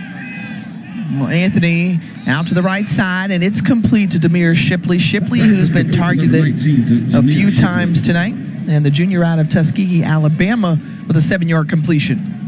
And what did they do to start this game off? 5 consecutive passes off the right arm of Dominique Anthony. Let's see if they go back to that formula to start off the second half. I think coming in, many would have expected them to keep the ball on the ground, try to stop the run, but the success they've had through the air has seen a nice balance as the handoff to Jabril Johnson, and Johnson gets the first down. Carry for the Bears, number 5, Jabril Johnson. And you can just tell, we talk so much about North Carolina Central and all the rankings and what they've done. This is the difference when you get in conference play. And I always say, when you get to conference play, they know you. They know you. It's like your classmates in high school. They know you. They know them, and they're not afraid of North Carolina Central. The handoff, and Jabril Johnson is brought down by Jaden Taylor, interior tackle for the Eagles. He's a guy who's been a bright spot along that defensive line. It's going to be second down. Here on second down. Among some of the question marks about how your team would play in the non-conference, you want to make through and kind of get as many wins as possible, but you also want to be healthy going into conference play because, as you mentioned, Jay, a 5-game sprint as Anthony taking a shot and had a look but couldn't put it in the hands of Travion Pratt. And a great job by the cornerback, Brandon Codrington, doing a good job from that trail position, playing over-the-top coverage. And that's the thing that I was going to give them credit for. They did not turn the ball over. Hands to the face. Defense, number 90. 15-yard penalty. Automatic first down. Oh, right there. Ooh. Got him in a bull rush, and that's Karfa Kaba. You see the end of that play there. And that's what you call good coverage. You got one over the top, you got one underneath in case the ball's underthrown. And that's a tough break right there for Kaba. But it was a hands to the face. Ball's going to be spotted on the Eagles' 43-yard line. So at the 43-yard line, that's where Morgan State has the ball in Eagles territory.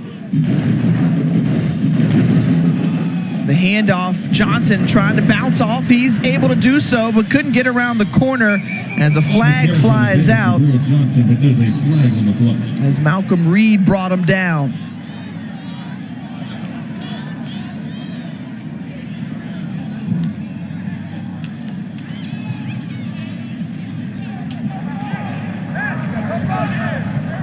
Holding, offense. Number 56, 10-yard penalty, Pete first down. You'll see there on a little misdirection running play. You hate to have holding penalties called on running plays, particularly by interior linemen. Take a look at big number 56 there. So you just want him to wash him down. A little bit too much jersey, and that's the call to make. Masula Tapuasoa out of Mater Dei, California.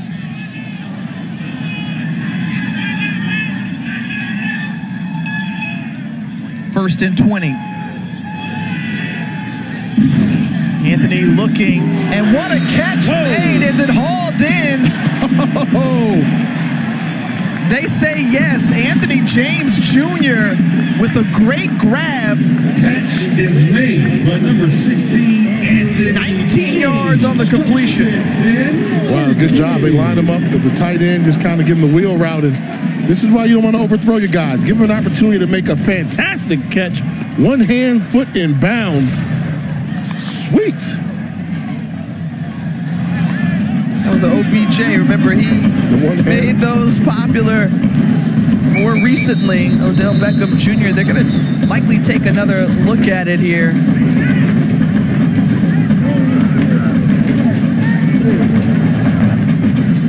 But on that replay, it looked clean all the way through. They're just going to take another peek at it just to make sure. And Anthony James and Dominique Anthony both went to Potomac High School. They played together, and this is a fantastic catch. Hand down. That's a catch. Wow. That's a catch. Ball doesn't move. You know the rule when you leave your feet. Ball cannot move. This is securing the football. How he gets that right arm underneath the ball with the turn, which we didn't see the receiver do earlier in this game. That's a fantastic catch by Anthony James Jr. And that could be a SportsCenter top 10 nominee if it is indeed upheld as a catch. Look at the athleticism. Well, that's how you make the play right there. Strong hand, secures the football, gets in bounds. Jay, if this does hold, you think about the 3rd and 20 plus in that first half that they were able to convert on here. Another long situation here. 1st and 20, and you gain potentially 19 yards on it. I mean, Anthony is making throws when needed, and the receivers are coming up with big catches. Yeah, fantastic individual efforts, and that's what really hurts defensive coordinators. You think keep everything in front of you, you've got a little room for error, but they made a spectacular play. And this has got to be a catch. The ruling on the field of a completed catch is confirmed. 2nd down, Morgan State. Again, outstanding effort from Anthony James Jr., the senior, hauling in a great grab, and now brings up 2nd and 1.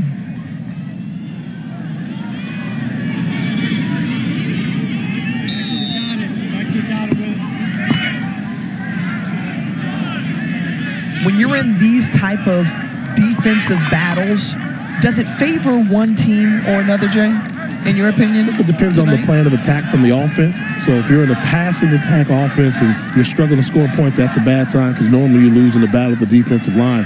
But I just think we've seen 2 physical defenses that are flying to the football, following the keys on the scouting report. And anytime, I'm going to say advantage Morgan State, anytime you can hold the offensive player of the year to just 3 points in this game thus far, you are executing at a high level. A 3rd and 1. Run the ball downhill. That Morgan State is looking to convert. Remember, they were 4 of 5 to start the game. They have not converted in the last 5 tries. They do indeed hand it off, some space for Miles Myrie. And Myrie, who likes to run between the tackles, finishing on that play there. And a fresh set of downs after that gain of 10. When the offensive line is getting that push, obvious run situation, and they just win their battles. At the point of attack, one missed tackle, good job by the running back of making the tackler miss and able to pick up the 1st down yards. Looking right into the hands of the defender. That's Jason Chambers coming up with a crucial interception. He's a guy that makes game-changing plays for the Eagles defense. Had an INT against Campbell, then last weekend against Elon, and that could shift the momentum for North Carolina Central. Absolutely. Quick pass. He reads the route and jumps the route and then gets aggressive in the return game. getting downfield, and that could be the spark that North Carolina Central's been waiting for. You see him just kind of bait the quarterback. He's not dropping. And that's miscommunication between the wide receiver and the quarterback, and just a fantastic job of causing confusion by Jason Chambers. You read that all the way through, and again, one of the areas where this North Carolina Central defense is strong is in their secondary, a very experienced group, and now great field position. Best of the night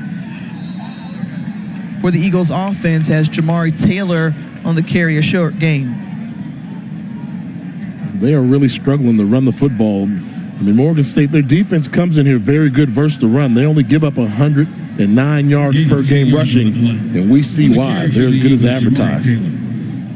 We'll take into consideration something we haven't mentioned, Jay. A lot of youth along that offensive line. 3 freshmen up front for Matt Leone's crew on offense. The coordinator is working with some youngsters who've held up well, as Davius Richard is tripped up and stopped by that Morgan State defense once again. Javion Morton was the first to get to him. But coming in, I think, they talked about the fact that they're young up front, and that was the biggest question mark they had going into the season. But their offensive line has been doing a good job. They've played some tough teams and have been able to run the ball, but that has not been the case here tonight against a game Morgan State defensive line. Important third down here for Central. 1 of 8 tonight on third downs. Davius Richard escaping pressure, looking for somewhere to go, and has nowhere to go as Noah Washington greets him. And Coach Trey Oliver said, we got to change it up. They're rushing 3. Well, they're rushing 4, and you still can't protect it. You're doing that and forcing Richard to leave the pocket, making him very uncomfortable. Nowhere to go for the quarterback from North Carolina Central. And 4th down and 10. North Carolina Central's offense stays on the field, and they're going for it here. The push up front, and Davius Richard has plenty of time and completes it to Quentin McCall. Big play there, and it's a first down. Showing off the arm strength and too much cushion given up on the outside. Look at this. This is an untouched route on 4th down. Turned around the true freshman quarterback in Jason Prevard, not knowing where the first down marker was, and the Eagles convert. So can they make good on that Jason Chambers interception? Marching closer to the end zone. Taylor to the right of Richard, receives the snap, looks, and the pass is complete to Devin Smith. Smith, who is one of those guys, when we spoke with the coaching staff, they just talked about how great of a young man he is, a wonderful human being that's going to make a difference, and would spend Saturdays doing camps with kids along with his quarterback, Davius Richard, in the Durham area. Inside the red zone. They hand it off to Jamari Taylor, and Taylor is tackled by a number of players. Eric Hunter along with Washington in on the stop. Eric Hunter, a guy we haven't talked about a whole lot tonight. Top tackler for the Bears defense. They like to call him E40. Sprinkle me, man. E40. He, along with Lawrence Richardson, making that return at the linebacker core, have been the anchors for this, and E40 really stepped up his game in the absence of Richardson when he was a little bit banged up and playing a good football game here tonight. You're on 3rd and 2. They keep Taylor in the backfield. And that's good enough for a first down. It's going to be close, but it looked like, based on the spot, it's going to move the chains. And not a good sign for Taylor as he limps off the field. Wow, this Bear defense is making Central work for every yard. And yards have been hard to come by tonight. Points certainly at a premium here on this Thursday in Baltimore. So Taylor, who came off of injury, went back limping. Collier gets the toss. And Latrell Mookie Collier trying to run his way into the end zone. Stopped just about a yard short. On the carry for the Eagles offense, number 5, Latrell. Gain of a dozen on that one, and it brings up 1st and goal. Yeah, just a little toss sweep to the outside, and Collier with the vision to make one cut. And we know he's a hard, aggressive runner, can run through arm tackles and almost gets into the end zone. With quick decision. Well, that's what the good runners do. They look for daylight, and they make one step, and they get into the hole in a hurry. Final play of the third quarter, they get it off, and right there, snuffed out easily by this Bears defense, and that's Jordan Tolles to close out the third. Tie ball game here in Baltimore in this MEAC opener. North Carolina Central driving. Find out if they can punch it in to start the fourth when we come back. Welcome back to ESPN College Football presented by McDonald's.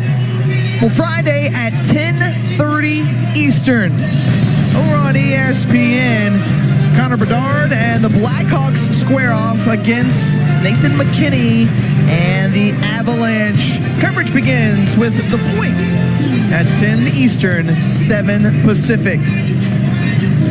Important way to start the fourth quarter. The ball on the 5-yard line of Morgan State. North Carolina Central seems to have figured a little something out. They were aided with a great return after the interception by Jason Chambers. And now Davius Richard and his crew have 1st and goal right here. You have to go misdirection. They haven't shown the ability to blow them off the line of scrimmage, so look for some type of misdirection and possibly getting Richard out the pocket. Correction, 2nd and goal. You see Devin Smith in motion. He gets out the pocket, but again, right there with the defender in his face, 3rd and goal. I mean, the defense is just following their keys. Assignment football played to perfection. Mentioned earlier, they're not giving up any easy yards on any part of the football field. This Bear defense tonight, see if they have what it takes to bear down one more play, possibly force a field goal try.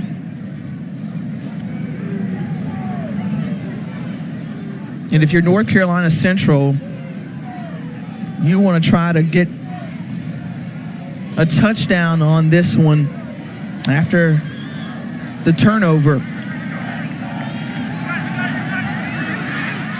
Richard has a man, finds him into the end zone, and a score for Central. It's Tynez Warner. First touchdown of the night for either team, and this one puts the Eagles on top.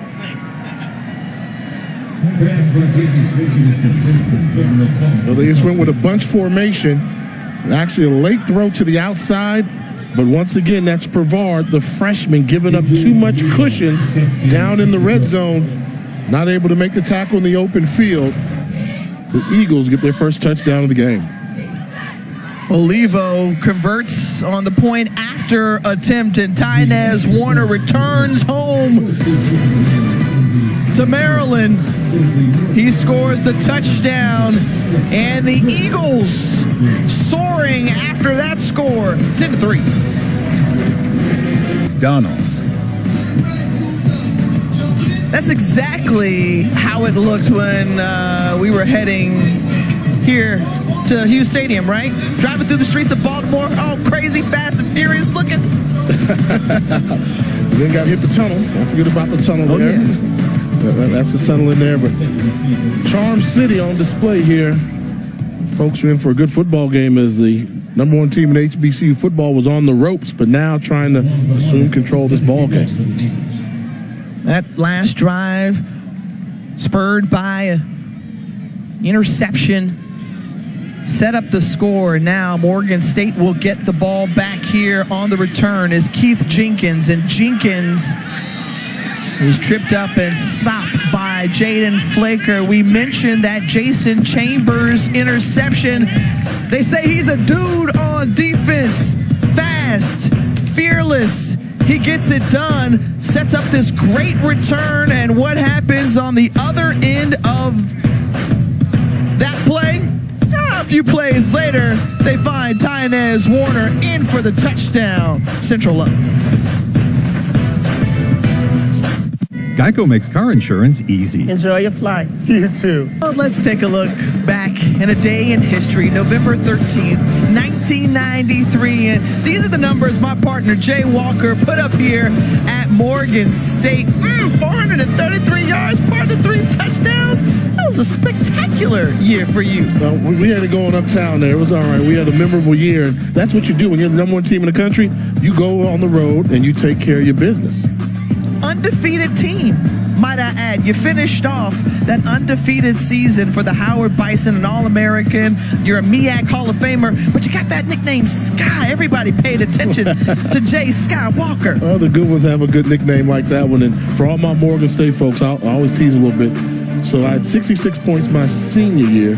My junior year, we had 64 points. So we averaged 65 points a game versus Morgan State. So I'm going to get out of here, so I'm not going to talk too much trash.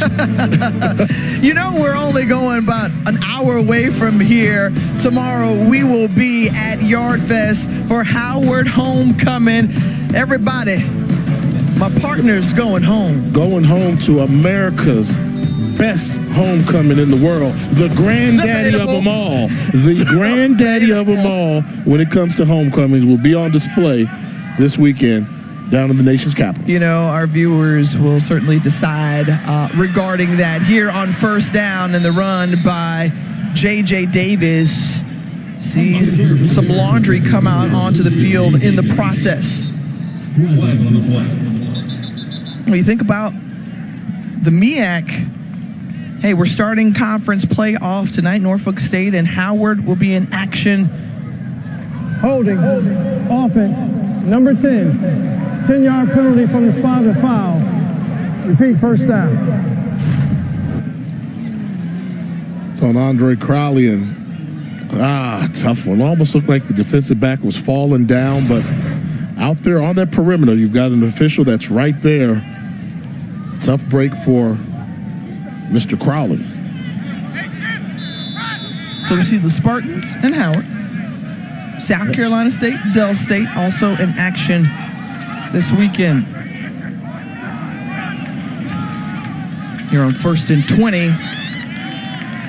And the ball carrier picked up just a couple yards. And what about the defensive adjustments from North Carolina Central? I mean, after that opening drive, maybe the first 2 drives where Morgan State had success moving the ball, they changed up the script.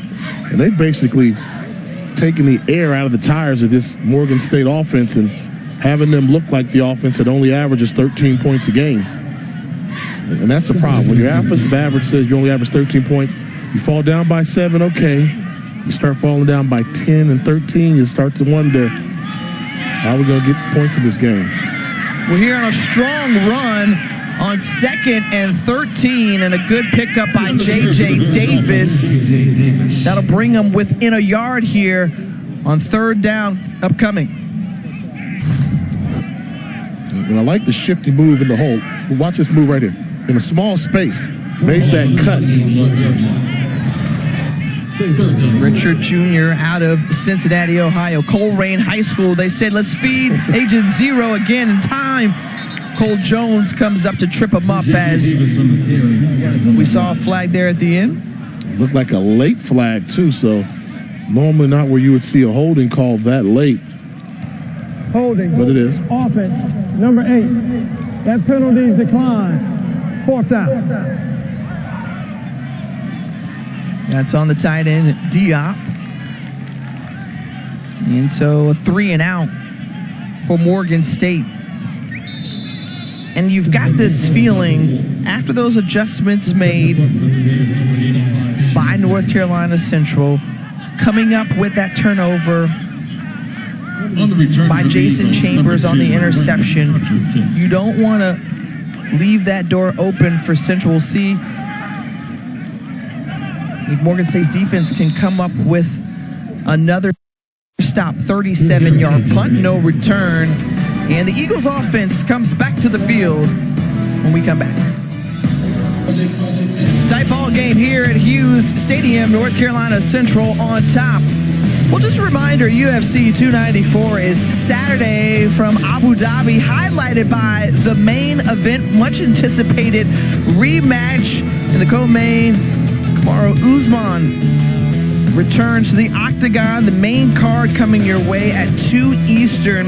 To order the main card in English and Spanish, go to espnplus.com/PPV. North Carolina Central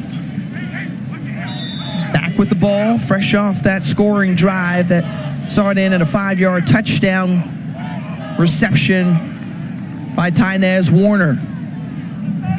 The handoff to Latrell Collier, who is a fantastic young man who kind of turns things on and off. When he gets on the field, he turns into one person. They say off the field, though, great young man, did an internship in the compliance office. Well, I love the way Coach said it. I see Latrell coming to my office, but I want Mookie on the football field. So Mookie on the field, Latrell when he comes into the office and in the classroom.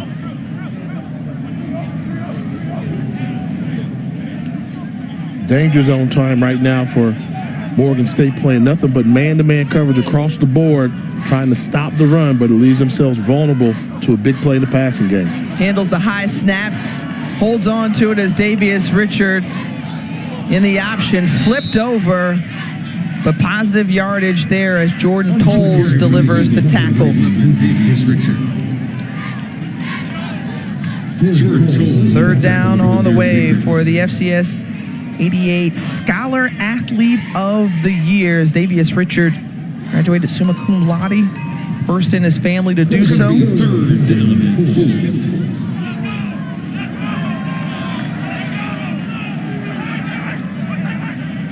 It's the first of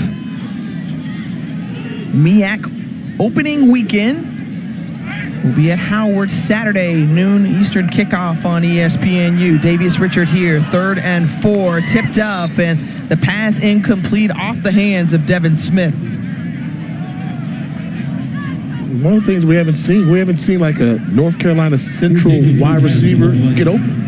I mean, they're confusing the coverage a little bit with man and some zone coverage, but we're not seeing, it's not like we're seeing guys in white jerseys that are separating, creating separation.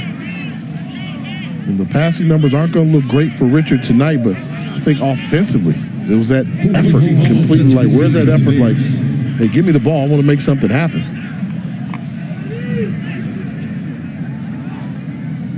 Velarde, the Peruvian National Player of the Year, gets the punt off in time, falls to the ground.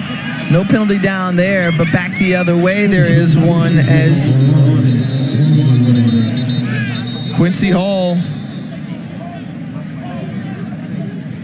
may not have had much room there, as we'll await the call from Mr. Hatton.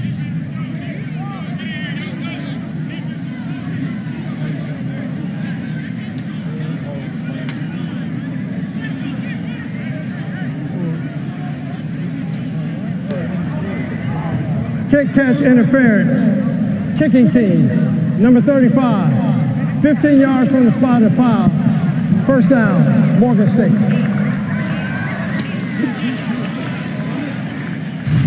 Another look at it here.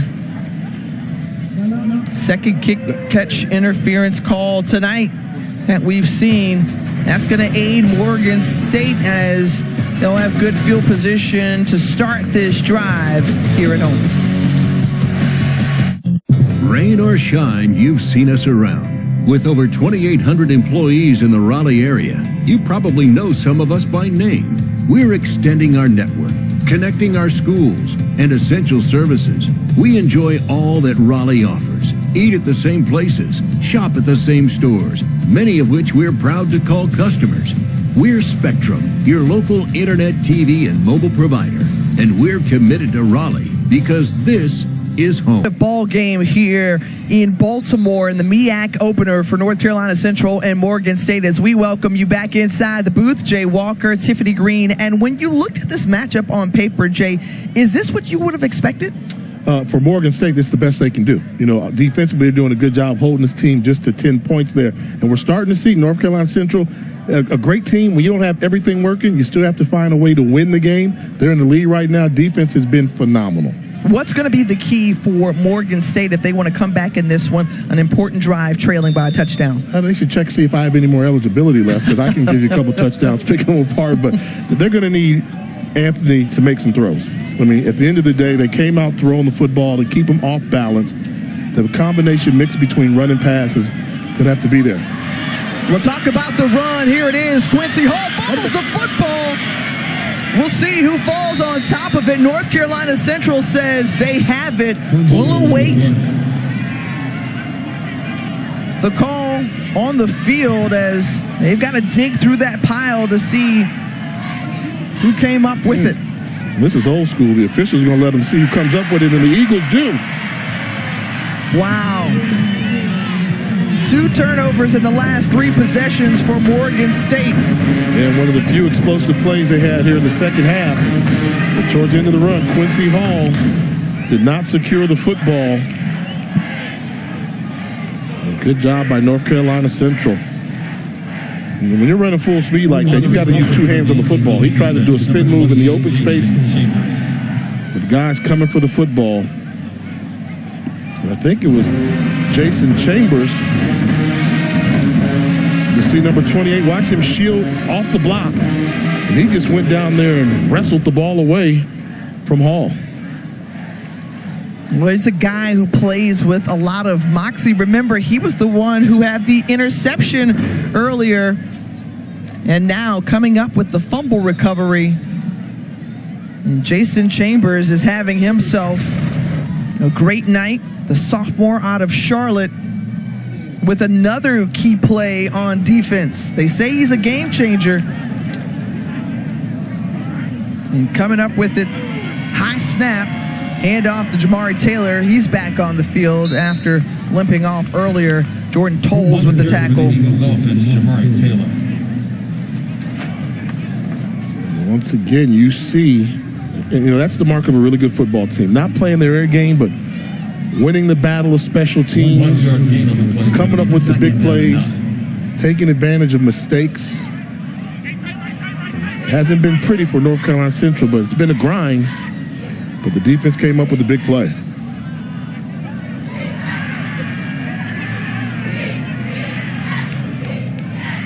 Second and 9. Davius Richard zips it out. Pass incomplete.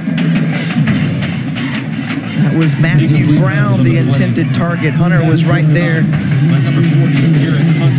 That shows you what a great football player E40 is, and Eric Hunter leads his team in tackles, but at his size, 6'4", 210 pounds, can cover wide receivers and running backs in pass coverage.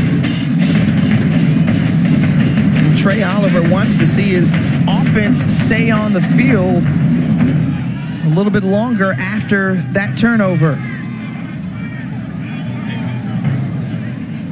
Coming after Richard. And they faked it. He feels the pressure, escapes the pocket, keeps his eyes downfield, and the pass complete to Latrell Collier right there to make the tackle was once again E40. And with the spot, he will get the first down. And confusion on that. Watch them fake like they're blitzing, and they only rush 3. Everybody drops back. But Richard able to extend the play and find Collier coming across the field. And this is just your quarterback and running back, your 2 star players going out and making a play when you needed it. Boy, didn't they really emerge towards the end of last season? And they were reliable playmakers in Collier and Richard. QB1 looking again, strong arm strength, and nearly intercepted. Instead, the pass is complete. I'm not sure how Joaquin Davis came up with it, but he finds it a 30-yard completion. That was a rocket. That ball went about 50 yards in the air on a rope. He was on the far right hash and threw it all the way across the field to the left hash with a lot of velocity. Davius Richards showing off the cannon. And you talked about it. No emotion, never too high, never too low, thermostat mentality. And that was the look after the longest play of the game for the Eagles. Richard, once again, sharply into the hands of Smith, and Devin Smith inside the 5. Well, Smith, who has great hands, a terrific route runner, and a guy that Davius Richard has been able to rely on for the last couple of seasons. When Richard starts to get in this rhythm, coach will just put it in his hands, and I would not be surprised to see him call his own number here and try and run for the end zone. Well, he's done so successfully 10 times this season on the ground. They call number 11, but how about the Morgan State defense knowing the game plan, ready for it, and they stop him.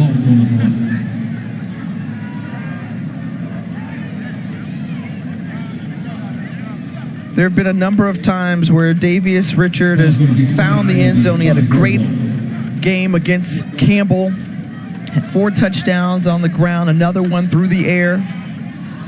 When they've needed him to use his legs, he has been deadly.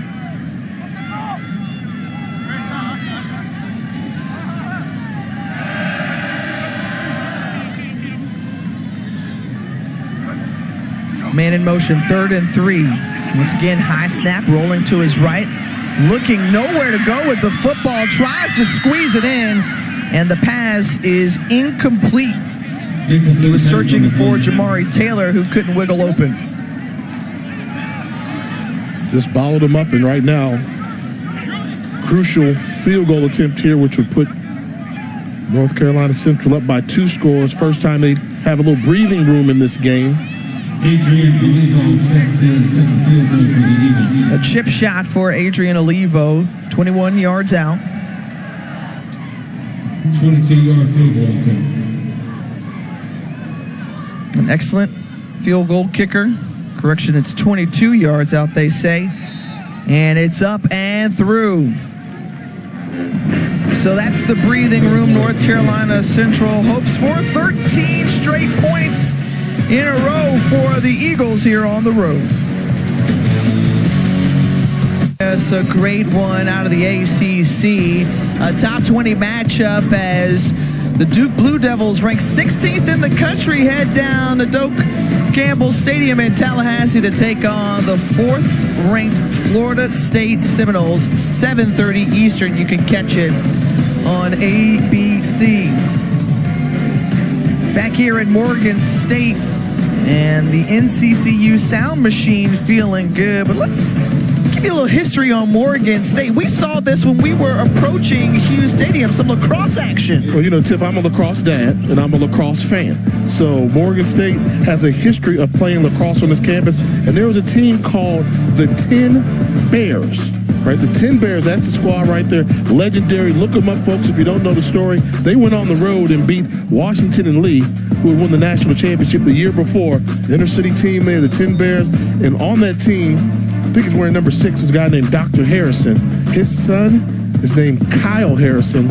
Many regard as one of the greatest lacrosse players of all time that played at Johns Hopkins. And shout out to one of my old colleagues I served with in the House of Delegates, Kurt Anderson. Was a member of the 10 Bears. Remarkable story, and there's an ESPN story on them as well. On the return is Jenkins to further that Miles Harrison Jr. Those other That's Kyle's dad, Miles Harrison dad. There you go. I call him Dr. Harrison. Wanted to start it, and the first at an HBCU, and that was a historic upset back in 1975, coached by Chip Silverman. See, that's why you're good at what you do. See, I know the story from the street legend. Right. You know the facts. You know the facts in the year and some of those names there, but 10 Bears, remarkable group. And one of the things, I put on my bucket list, I'd love to see Morgan State bring lacrosse back. On 1st and 10, and the Bears have some work to do. And the ball loose again on the ground. And the struggles continuing here in the second half for Morgan State. A program that has a great tradition, home of Pro Football Hall of Famers. 4 to be exact. I thought it was 4, and you see their ball comes out, but fortunate the offensive lineman was able to jump on it. That's Tapasoa. Go back to that opening drive to start the game. Man, that was so long ago, Tiff. Why are you bringing up old stuff? Hey, well, because... They're not even close to that. I'm messing with you. I say that only because as Anthony escapes, they haven't been able to get it going really since then. They scored those 3 points. They're only of the game. And we talk about those Pro Football Hall of Famers out of Morgan State. Lynn Ford, the D.C. native, enshrined in 1976. How about Leroy Kelly, the running back, replaced Jim Brown in Cleveland back in the day. Oh, Willie Lanier, the All-American, as this pass is complete into the hands of Anthony James Jr. But second-round draft pick for the Chiefs was Willie Lanier, Super Bowl champion as well. And then Roosevelt Brown. You better go back and give Willie Lanier a spot. Yeah. Now, Willie's a very intense guy in life, too. I don't know if you've been around him in his presence, but you see why he's one of the greatest inside linebackers of all time and a Morgan State legend. Feeling the pressure, Jaden Flaker coming and well out of reach as that one was a tough one going for it on 4th and 2, a turnover on downs.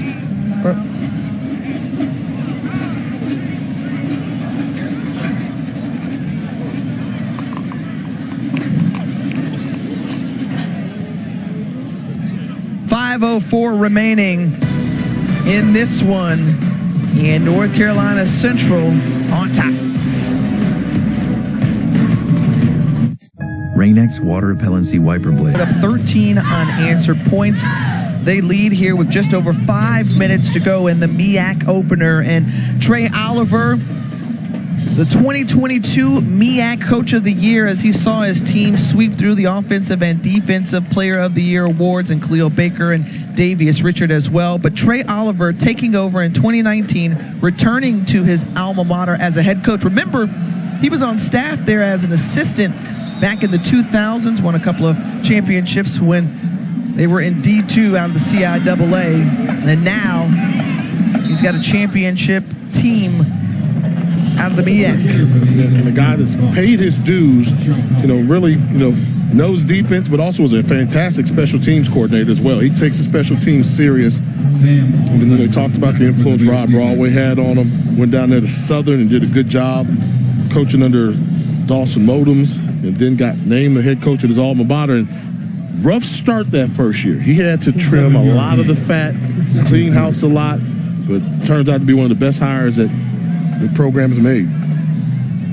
Here on 2nd and 3, you think about a team that was 4-8 in 2019, then COVID hit. 2021, they had a winning record at 6-5, finished second in the MEAC to South Carolina State, who went on to win the Cricket Celebration Bowl. But then last year, emphatically let everybody know that this was the team to beat out of the conference. Double-digit wins for the 3rd time in school history, went 10-2. MEAC co-champs and HBCU national champions. And yeah, Trey knows something about special teams. Like, he was an All-American punter and DB. Or all CIAA, rather. The pressure coming. They get it out to Latrell Collier. Stop short on 3rd down. Elijah Williams was in on the play. We hadn't called his name a lot, as a timeout is spent by Morgan State. The first of this half by the Bears. Well, just a reminder to you folks, we've told you many times before, but we'll say it again. Duke, Florida State, going down Saturday, 7:30 Eastern. ACC matchup, a huge one. One of these teams could make their way or bid for the national championship. Florida State for real? Well, you know what? Early in the year, they had that contest versus LSU. And I said, you know what? I don't think both these teams are as good as everybody was picking them in the preseason. Well, Florida State won that game, and they've been rolling ever since. So you have to say they're back. Mike Norvell has that group out of the capital city of Florida. Now, they beat them, I'm going to say yes. Well. No, okay. They beat them, I'm going to say yes. Okay. But right now, the way this college football season, they've taken care of the jobs on their schedule, had a pretty good run, and Norvell's doing a great job of coaching the Noles. Sorry, partner, I think that's what you were going to say. It's all good. It's all good. 4th and 3 as Central going for it here. They hand it off, and there is a first down, and that could be the backbreaker. Gain of 5. First and 10. Trey Oliver, he's going to have some stuff to coach up here, but with his team up by 10, pretty comfortable here. Probably do a lot of running here, eat up some of this clock. Think about that ride home, and wasn't an impressive performance, but it was a winning performance. Good teams find a way to win and get it done. North Carolina Central is less than 3 minutes away from doing so. Eric Hunter stops Mookie Collier, and we had called him Mookie before, but he really earned that nickname on national television last year in that Cricket Celebration Bowl against Jackson State. And what did you say? Say it for me. Mookie with that stiff arm that went down in the history books there. That was a pretty good football player. He delivered that blow to as well, Silman Craig. But that showed you with North Carolina Central was not in awe of the then Jackson State team coached by Deion Sanders. They were ranked 5th in all of FCS, and Central brought home their 4th HBCU national championship.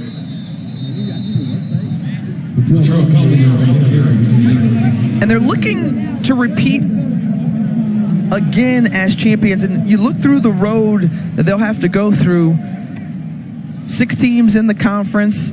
You talked about these final weeks of the season, 5 to go in regular season play. What's that going to look like for Central? It's going to be tough because, as Coach said, they're going to get everybody's best shot. And in the conference this year, when you've got a condensed schedule, most people are thinking if you lose once, that's going to be it. And, and the MEAC has made a change where there'll be no co-champions. So whoever goes to the Cricket Celebration Bowl is the conference champion. And that test there, South Carolina State, they're going to give them a fight next week. Buddy Pugh's last year coaching the Bulldogs. Norfolk State, who is Norfolk State? We'll find out a lot. Howard, that game's going to be personal for Central because they tied as co-champions. I think that's probably going to be the game of the year that they've got marked on their schedule. And then they close out the season with Delaware State at home.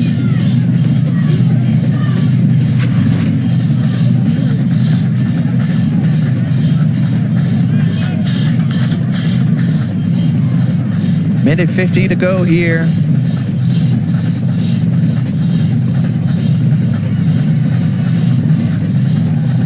On 3rd and 6, they're coming for Davius Richard. He gets it away, throws it out of bounds. The pursuit to try to get to the quarterback as Richard wisely throws it away as E40 was in his face. And elected to pass the football rather than run a little bit force Morgan State to use that final timeout. One of those moments, be careful here now, because you have to think Morgan should have everybody up at the line of scrimmage going for the field goal block. Olivo, who knocked one down earlier. This one his longest attempt of the night, 41-yarder. And it is good. So adding some padding to this lead, as Adrian Olivo has been a reliable leg, the senior out of Plant City, Florida, and 16 unanswered points from North Carolina Central here on the road.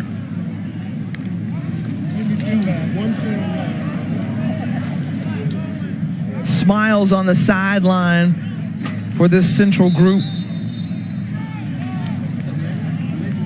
And really, one of the things that I think Trey Oliver may have expected to see out of this group, he chatted with us, hey, they were hungry at practice. This was a group who was ready to play, thought he would see their best game of the season, not because it was against Morgan State or the MEAC opener, but the effort that they showed in practice.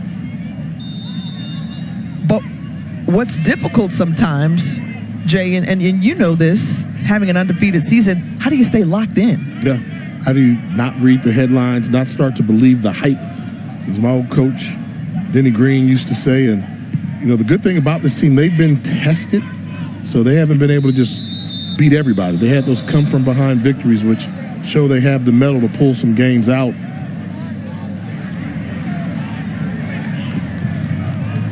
And I think... Kicking team, number 59. The ball be placed at the 35-yard line. First down, Morgan State. But I think that the key for them is they got a taste of it. They took a big bite last year. It's like having a good burger. Once you had a good burger, you're going to crave that next good burger for the rest of your life, trying to get that next taste. And they want it. They're hungry. And they found a way. And that's team football. When the offense doesn't have it going, defense pick them up, and the defense did phenomenal tonight. After that opening field goal from Morgan State, they have shut out the Bears as that pass is complete to DJ Hamler. And for Morgan State, you look on the other side and you ask the question, well, where does Morgan State go from here? They knew that they would be tested tonight, but what do they draw from this game? They got to grow up. They're a young team. We talked about their roster. They're extremely young on both sides of the ball. And with young teams, they can do some things that are going to look really good, and then they can do some things that are going to look really bad. And so the learning curve is still there, but physically they've proven they can play with some of the best teams out there that they'll see on their schedule. But when are they going to have the ability to put it all together?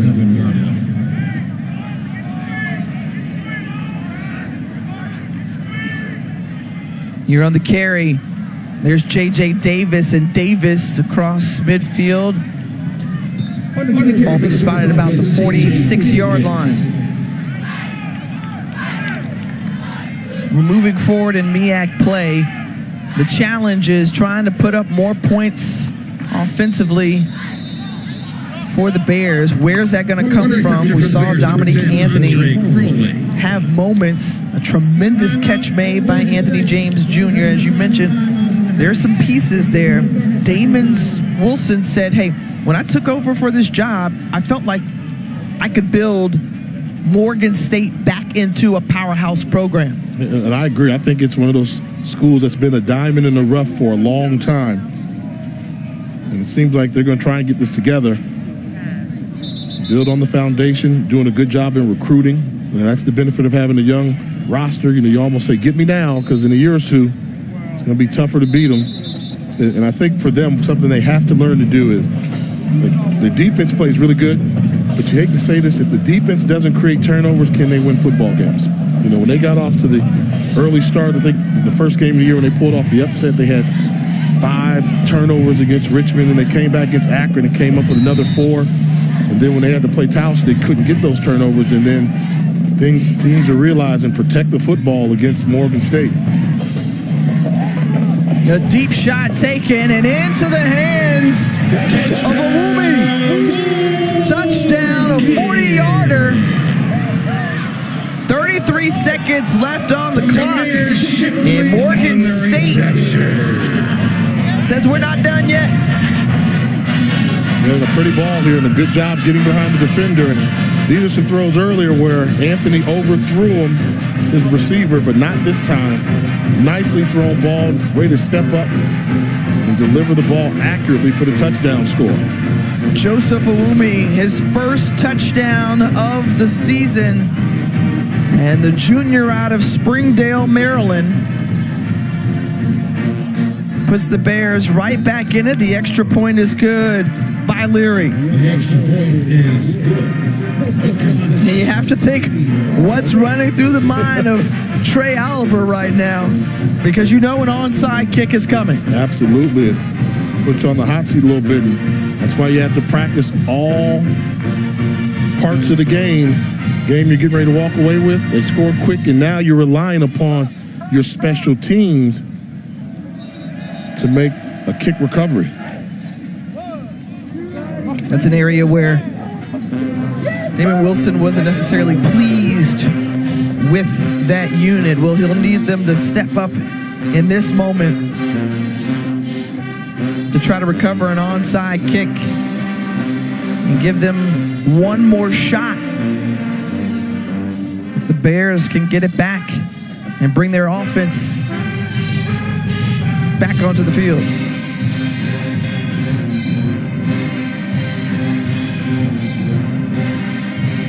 Shane Messenger, the true freshman.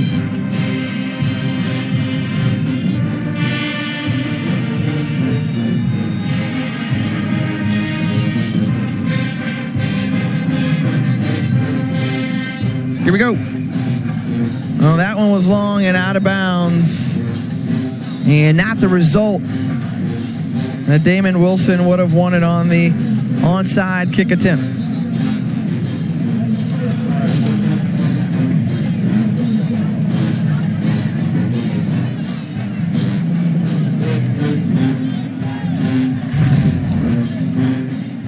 Trying to kick the top of the ball, and he just didn't get the bounce. Didn't give an opportunity to make a little bunny hop. Again, areas of improvement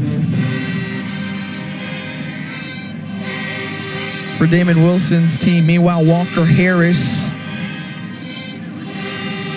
back on the field and Trey Oliver is confused as we are up here where it looks to be Morgan State, the kicking team, back on the field after it went out of bounds. So that's a penalty against Morgan State on the kickoff, and Central should have it, but we're being told that Central called a timeout on the field. So another try it here, good hop, and once more goes out of bounds.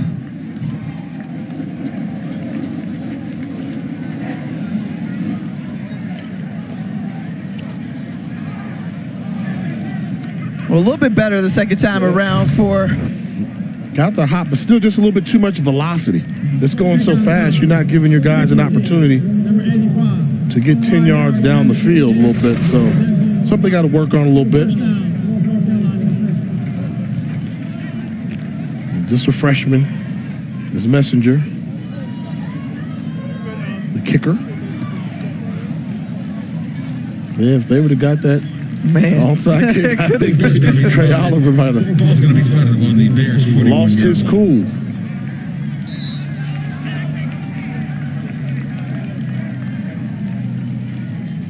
In victory formation for North Carolina Central. Morgan State out of timeouts, and so let me take the call. No hope there. Let me take the call. Okay. One knee, and it's on the homecoming, y'all. We're going down to HU. See you on Saturday. See you tomorrow for Black College Live for Yard Fest. The time hasn't even expired here yet, partner, and you're already It's time for the granddaddy of them all when you talk about HBCU homecomings. Layside, how about the champs of HBCU football in Division I, North Carolina Central? They're looking to repeat, and they're able to hold off Morgan State 16-10, the final from Baltimore. Jay, your final thoughts of this one? it was going to be a tough one. Morgan State was more than game. The defense is as good as advertised. They can be opportunistic there. They got some things they have to figure out on the offensive side of the ball, but Central can expect challenges like this on a weekly basis. They're going to see everybody's best shot in this sprint to the Cricket Celebration Bowl. That's exactly where North Carolina Central wants to head coming up in December. A lot of football still left to be played, but Morgan State on the field for the first time in 2 weeks, and they put up a fight but just couldn't put up enough points against the reigning champs as North Carolina Central got timely plays when needed. Turnovers turned into touchdowns and a 16-10 decision on the road for North Carolina Central. For Jay Walker, the rest of our great ESPN crew, I'm Tiffany Green saying, we out from Baltimore.